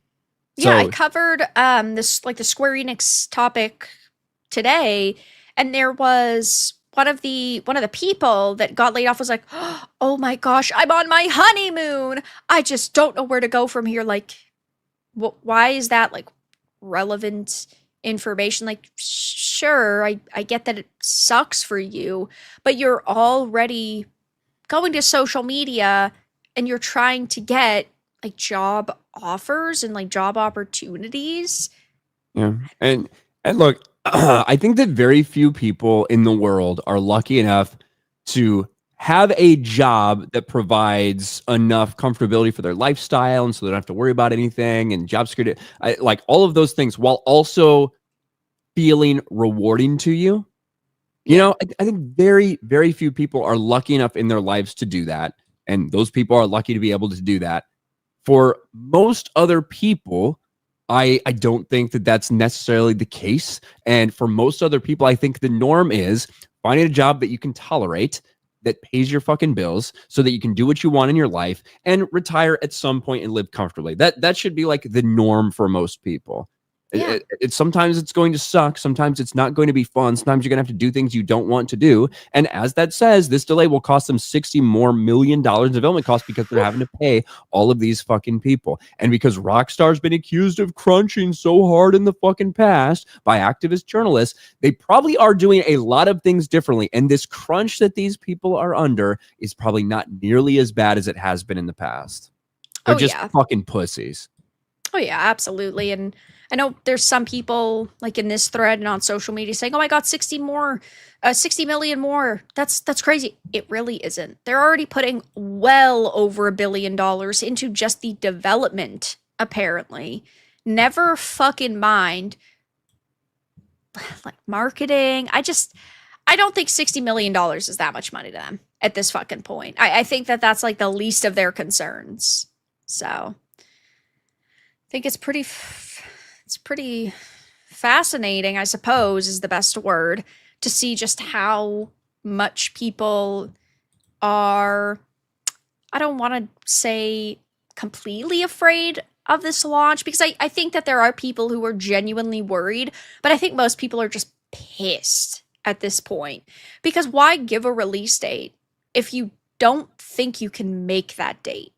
I think that this is a major issue just in entertainment in general. Like, if you're not confident, don't release a date. Just hold off. But in this case, you know, they have these investors, they have a public image that they're trying to uphold, but I don't know. I think it's too big to fail, though. Wouldn't shock me if people just I don't know. I want to say it wouldn't shock me if people decide not to buy it, but at the same time, I know that most people that say right now they're not going to buy it are still probably going to fucking buy it. You said you think it's too big to fail, and I think I do. In all likelihood, that's true. I think that the worst case possible for them is to put out a very mid buggy game that has some woke shit in it, and that some people will refuse to play. And I still think that the player base will be so high and that online will be so high that they will still make a lot of money. But you never know. We've thought plenty of things were too big to fail, and they did. So. Yeah, I mean, that's true. But even if it did come out and it did have problems, I still think that they'd put plenty of time and like work and effort into it and fix it up.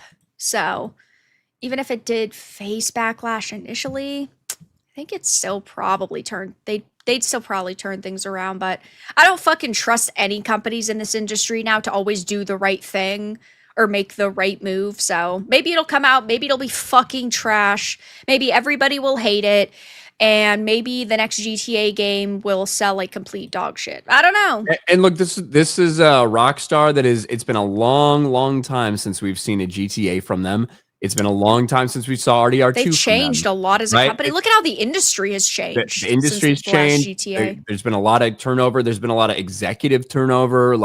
So people are very right to be worried and hesitant. 100%. Thanks, Jon man. Snow, he's back. Thanks, man. I appreciate it. Not giving up. He's not. Hollywood guy, thank you for the 2. GTA will have top scars, buttons, and binary buttons. I don't know how far they're gonna go with like top surgery, scar toggles, and pronouns and stuff. I think it's pretty obvious that the game is going to have that, though. Are you talking about an online maybe? No, in GTA 6. Yeah, GTA 6, like if there's create a character and like the whatever the online component like will be. For online, I guess possibly. But obviously the main game you're you're established characters. You're playing right? characters. You're not creating a character. Yeah. In online. I think that Rockstar would be probably perfectly fine with doing that for an online component. They probably wouldn't see having things like gender, like having non-binary options, top surgery, scar, toggle options as being like that serious because they're, it's part of what GTA is it's about fucking shit up and doing whatever you want. So I suppose part of that, yeah, is, having options like that. But I think in a GTA or a Cyberpunk, it's very different than having them contextually in like a Veilguard or an Elder Scrolls because they're supposed to be like medieval themed experiences. So the world is very different than, I don't know, in Cyberpunk where you can basically cut off every part of your body and replace it and become a fucking robot. Right. Unfortunately, it's kind of where we are in society.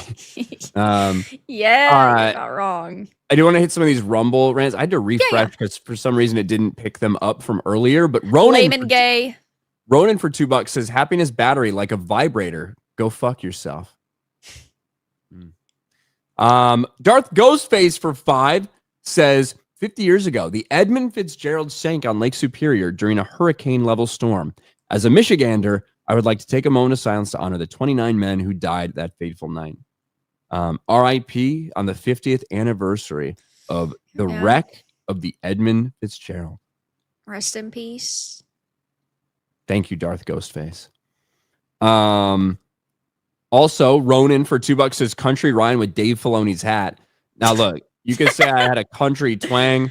You ever fucking compare me to Dave Filoni? Them's fighting words, Ronan. Those are fighting words. Deeds, Minnesota with a gifted subscription.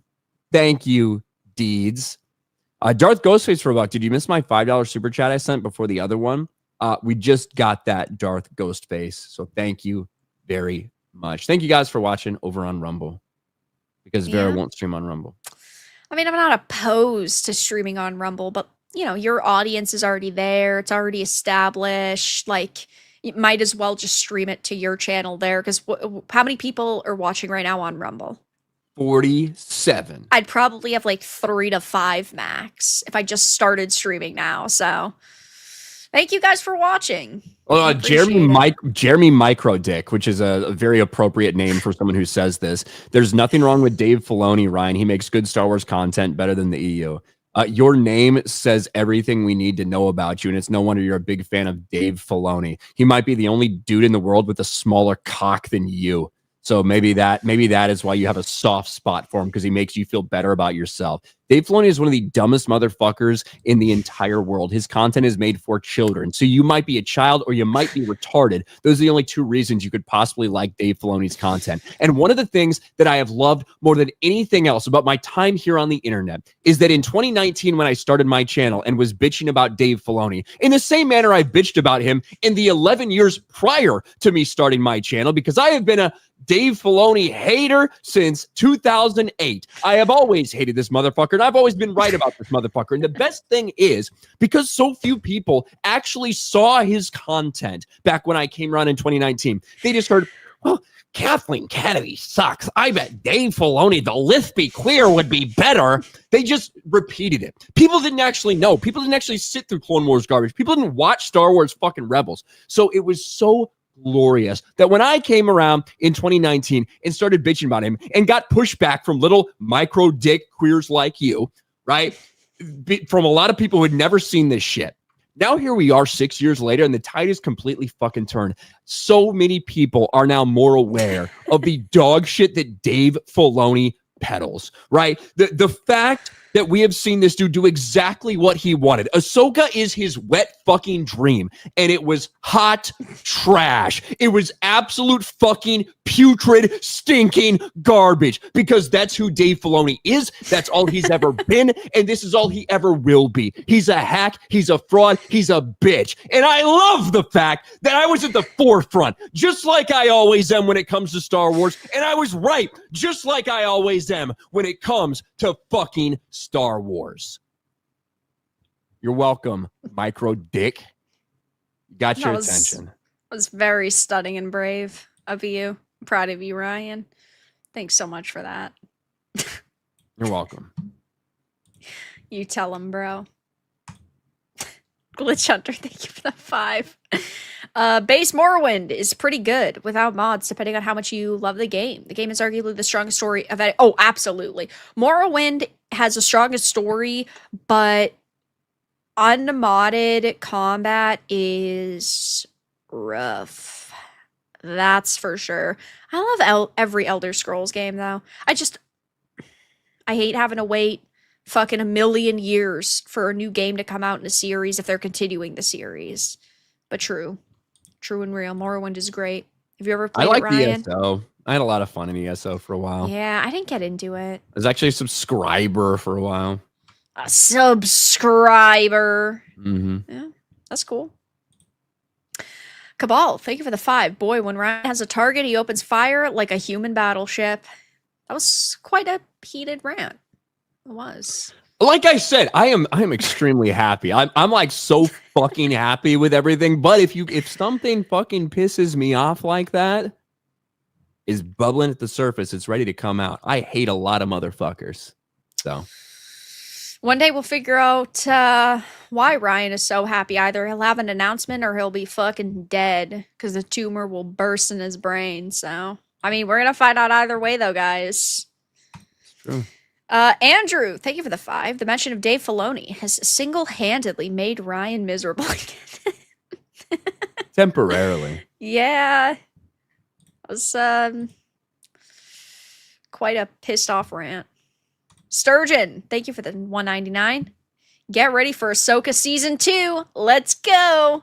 Are they actually making an Ahsoka Season 2? Oh, yeah. Even Are after they? the failure of Season 1. I mean, Dave Filoni gets to call his shots at Lucas. Well, yeah.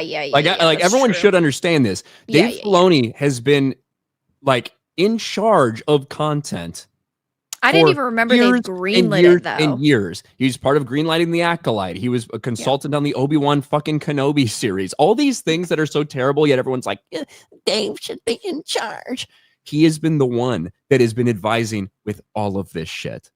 The hunt for Ben Solo back in 2021, the people who approved it was a panel of Kathleen Kennedy, Carrie Beck, and Dave fucking Filoni. This has always been him. That's true. Minnie Galen, thank you for the 5. Ryan has been noticeably not miserable since starting the show. What have you done to our boy Vera? I don't know what the fuck is going on with Ryan. I mean, I started off this stream with saying, we need to bring back miserable Ryan. This can't be the Fuck My Life podcast. We're going to have to change the name of it. Yeah. Something's going to have to go wrong. Well, we just have to make sure we talk about enough stories that, like, piss me off or about fucking other people that are miserable and shit like that. And yeah, like, you can't blame this on Vera, just to be clear. If you guys recall, I mean, the first, I don't know, 8 or 9 episodes of this show was very much on brand for the name. And then all of a sudden, 3 weeks ago, things were different, you know? So it's not Vera. You can't put the responsibility or blame on her because you guys are now upset that I'm happy. You're miserable because I'm happy. Probably pretty good for the show. Chat. Next week, we're going to need some really big Star Wars topics. You guys are going to have to find some. The match. Thank you for the 5. The people that are fired at Rockstar, if they're woke, it's fine with me. That's just my thought. Well, right. It's like, I'm not going to shed a tear for these people that are getting fired. But of course, there's always a few good apples in every bunch. So let's say 100 people are fired. Maybe 5 of them are really good, talented, passionate developers, maybe Ted Max, but there's so many activists in this industry now that it's hard to feel very bad for all of them. That's for sure.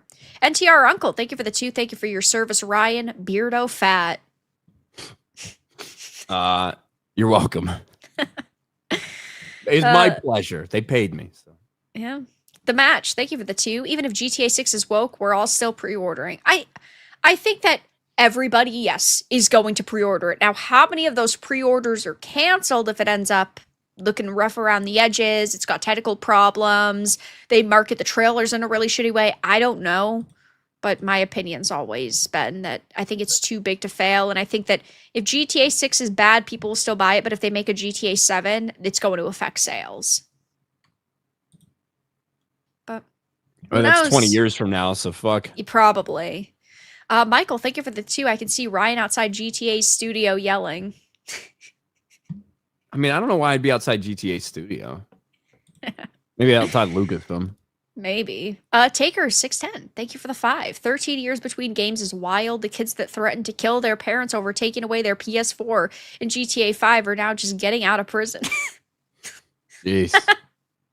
Fuck my life. They're gonna be let on. They're gonna be back on the streets. They're And gonna they be didn't let miss loose. one, you know? They didn't miss a game. They didn't. I mean, that's a best case scenario for them, probably.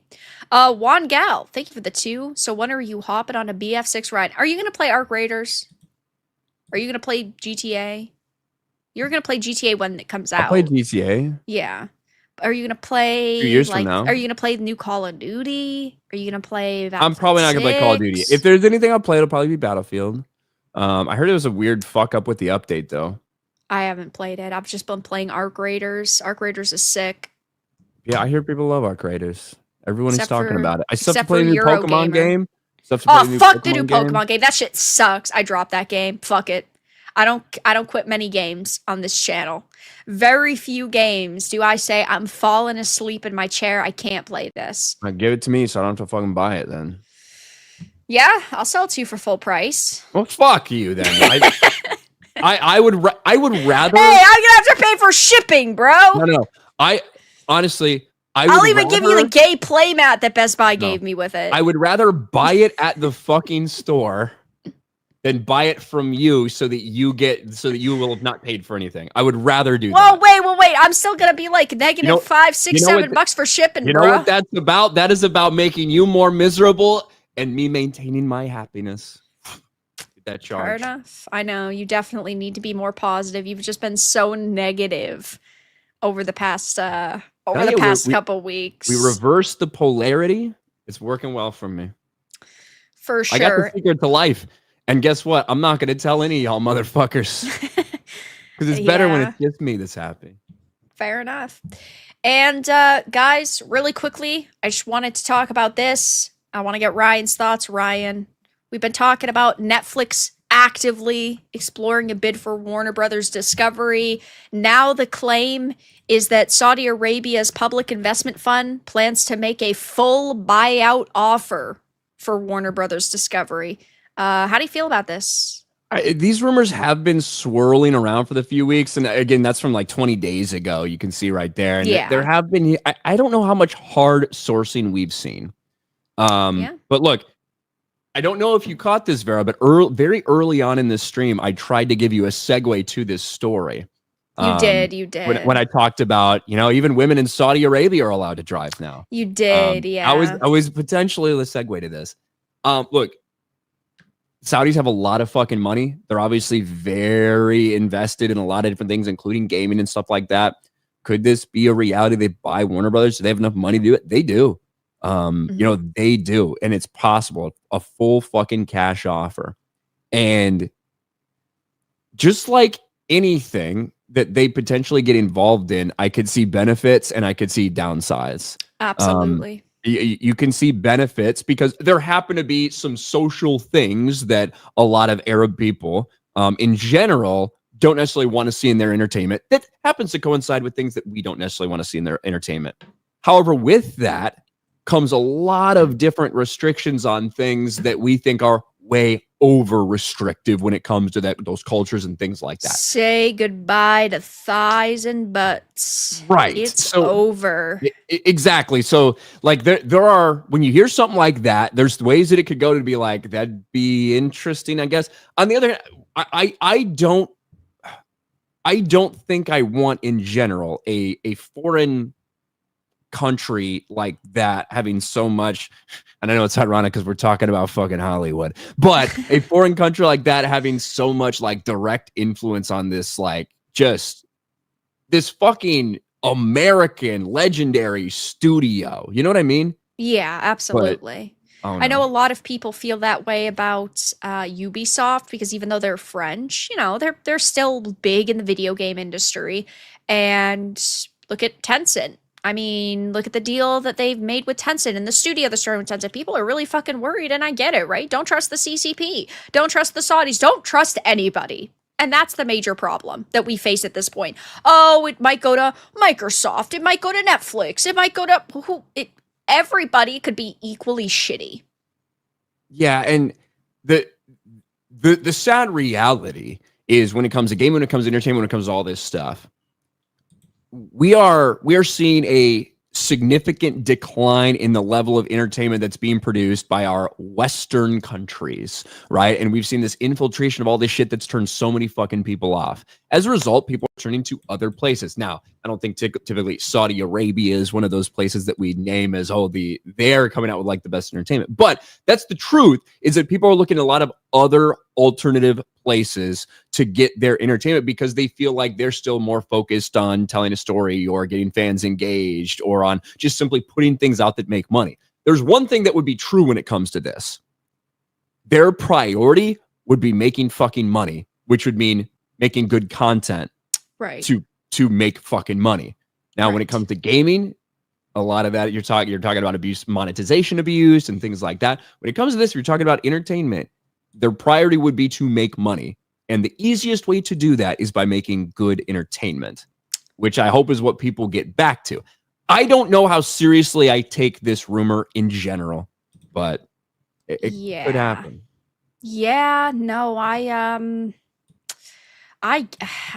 I get it, right? And it's like we've heard this rumor also circulating about Xbox and how Xbox has had active discussions about buying Warner Brothers games.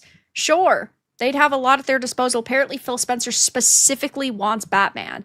How much do you think Xbox is going to fuck up these big franchises and these big series? You got Mortal Kombat. You've got Batman. We're talking about a lot at their disposal. So I don't trust Xbox. I don't think I necessarily even want a new Batman game. But, I mean, like, the Hogwarts Legacy 2, what would they do with it? What would happen? And this is the issue, is that you can't trust any company, especially... Well, hopefully that fucking trans character will get killed off. Sir Ryan. Yeah, I mean, it's a possibility. But, I thought it was interesting. Obviously, we've been hearing these rumors for days, fucking weeks, months. Wouldn't shock me, though, if a Netflix or a Microsoft got it. That's for sure. I still think Paramount is leader in the clubhouse. That's the way I view it. I think it makes the most sense. Agree. I think it's easiest, and I think they want to buy the thing in its totality. Now, Saudis, they offer $70 billion in cash. I mean, it's over, right? What company could really compete with that? I mean, sure, Microsoft spent fucking $69 billion before on one acquisition, but they can't constantly do that. Yeah. And that's just for the gaming division. So who knows? Either way, we're all fucked. Tattoo Eni, thank you so much for the 699 yen. Shout out from Japan. How's Japan doing? Question about routines. How do you both manage to watch shows and read a bunch of books into your own daily routines? I just fucking do it. Like I said, I don't read a ton of new stuff right now. Most of what I read or listen to is stuff that I've read before, so it makes it a little bit easier. I typically watch or listen to a lot of different YouTube videos throughout the day and stuff like that. I make time when I have to for shows. Like, I often watch shows that I've seen before, that I already know, that it's like I can do other things while I have that on. But obviously, when I have to watch a new show or a new movie, I got to set aside time for that. It's just about planning shit out. Like, I know, okay, this is coming out on Thursday. I have to see this either Thursday evening or Friday in the afternoon so I can watch this thing before Friday Night Tights. I don't know. It's just about balance, and some things in your life you have to, if you want to do something, you have to be willing to take something else out of your life, whatever that is. Well, right. It's like there's plenty of times where it's like, oh, typically let's say I have an hour for reading and an hour for watching a show. If something just came out that I have to review, something I have to play or watch, the reading gets pushed to the side. And then, I just balance maybe some more time next. Like, I dedicate more time to the other thing I had to ditch next week. But yeah, I mean, I think a major thing is just balance. For me, I listen to a lot of audiobooks. when I'm extremely busy, which is a great way to like consume content while being on the go and doing other things instead of like holding, let's say, a physical book, for example. Yeah, and you know, it goes along with everything else. I personally want to make time to make sure I can go to the gym, right? 4 times a week, whatever that is. So when I'm doing that, sometimes I'm listening to the YouTube video or listening to the book there. Like, I don't know, you find a way to make it work. Yeah, definitely. But and you don't sleep a ton. You do things you want to do instead of sleeping. 5 hours of sleep, good enough. 6 if you don't feel good. Otherwise, you're wasting time. But thank you for the dono. And Michael, thank you so much for the 5. Name a single game franchise that improved after the studio was sold. None. None would be my answer. I don't know.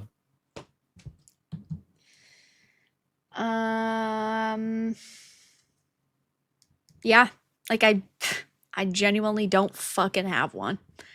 Sucks to say. Name a single game franchise that's improved in the last 10 years. None. It's just that simple.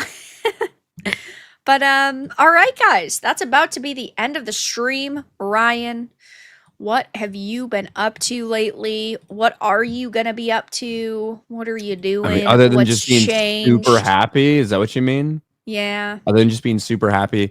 You guys can check out my channel, Ryan Kinel RK Outpost. I've got a video coming out probably around midnight, so in about an hour, about Billy Bob Thornton calling out woke celebrities. And I'm also over on Sports Wars. You can watch me talk sports and celebrate my Chicago Bears victories while Beardo fucking melts down in misery, which is always fun. I'm also on Geeks and Gamers. Geeks and Gamers daily every morning at 11 a.m. Eastern. Well, most mornings. I'm not on there on Wednesdays, but Monday, Tuesday, Thursday, Friday. I'm also on Friday Night Tights, which ironically is Friday afternoon. Over on Nerdrotics channel, and that's everything about me. Everything you need to know, anyway. You people in the chat. True. Hey Zeus, thank you for the 9/11. And Justin, thank you so much for the 5 gifted memberships. Jon Snow is not going to be happy about that. Of course, guys, Wednesdays, the Vera and Virtue Show. This week we're reviewing Frankenstein. Tuesdays, Thursdays, Saturdays, and Sundays, 7 p.m. Eastern. I'm live with video games. Since we finished up the new Hyrule Warriors game, Age of Imprisonment, yesterday, tomorrow night, I'm going to be streaming some Arc Raiders casually. And Thursday, not sure if we're going to be playing Arc Raiders again or if we'll play something else for an evening. But starting this weekend, Saturday, Sunday, not sure how long, we're going to be streaming Where Winds Meet, which of course I'm super excited for. But yeah, of course, I also have the second channel, Vera Dark Reviews. My review of Hyrule Warriors will probably be going up there tonight or tomorrow. And you already know how it goes. Lots of stuff to watch. Lots of stuff to play. Fuck my life. So much stuff to do. Really quickly. Pee Pee Poo Poo Man! Did I say it fast enough? And loud enough this time? Thank you for the buck. Very grateful. Glitch Hunter, thank you for the 5. You are one of the few anti-woke YouTubers I trust now. Well, wait a minute. We're anti-woke, you're saying? Because some motherfucker in chat just said you guys are woke. His name's Tavares. Yeah, I think we're woke, to be honest, Glitch Hunter. So you might be wrong. Most of the others are just looking for the clout and don't actually care. True. I talk about shit because I'm pissed off with the state of these industries and I want them to do better. That's why I criticize them. Yeah, I think ultimately, like, there's going to be takes that I have that the majority of my audience, people subscribe, they might be like, I can't believe he likes that, or I can't believe he hates that when I liked it. That's part of it, right? People are going to disagree with you on your takes on stuff. I think that all you can do is be as genuine as possible about how you fucking feel. You have to be real. Because you know what? There are a lot of fake motherfuckers in this space and in any space where it could be advantageous in some way to, to do whatever, right? To say this just because you want to get clicks or whatnot. But the problem is, I think you can only fake that for so long. And I think that eventually people will see through you. It might be after you have a bunch of fucking subs. It might be before you really have any. And I think eventually that comes back to bite you in the ass. I think cosmic karma eventually will come fucking get you if you're one of those people. So all we can do is be as honest as we can about what we're talking about and hope that people can see that. And over time, we build trust with the audience. That's it. True and real. And Justin, thank you for the final dono of the evening. I was the 666th like. Fuck my life. Oh yeah. But yeah, guys, I had a lot of fun per usual. Of course, I appreciate all of the donations, the re-upped memberships, the gifted memberships. You guys being here, hanging out next Monday, 9 p.m. Eastern, live on Ryan's channel. Poncho, thank you for the 2. Woke my life. That's it. We're woke. It's the way it goes. But yeah, all of Ryan's links are in the description. Of course, if you're not already subscribed over there, go and do it, or else you're extra lame and extra gay. Thank you guys so much for being here. Thank you so much for hanging out. Thank you for stopping by, and have a really good rest of your evening, everyone. Goodbye.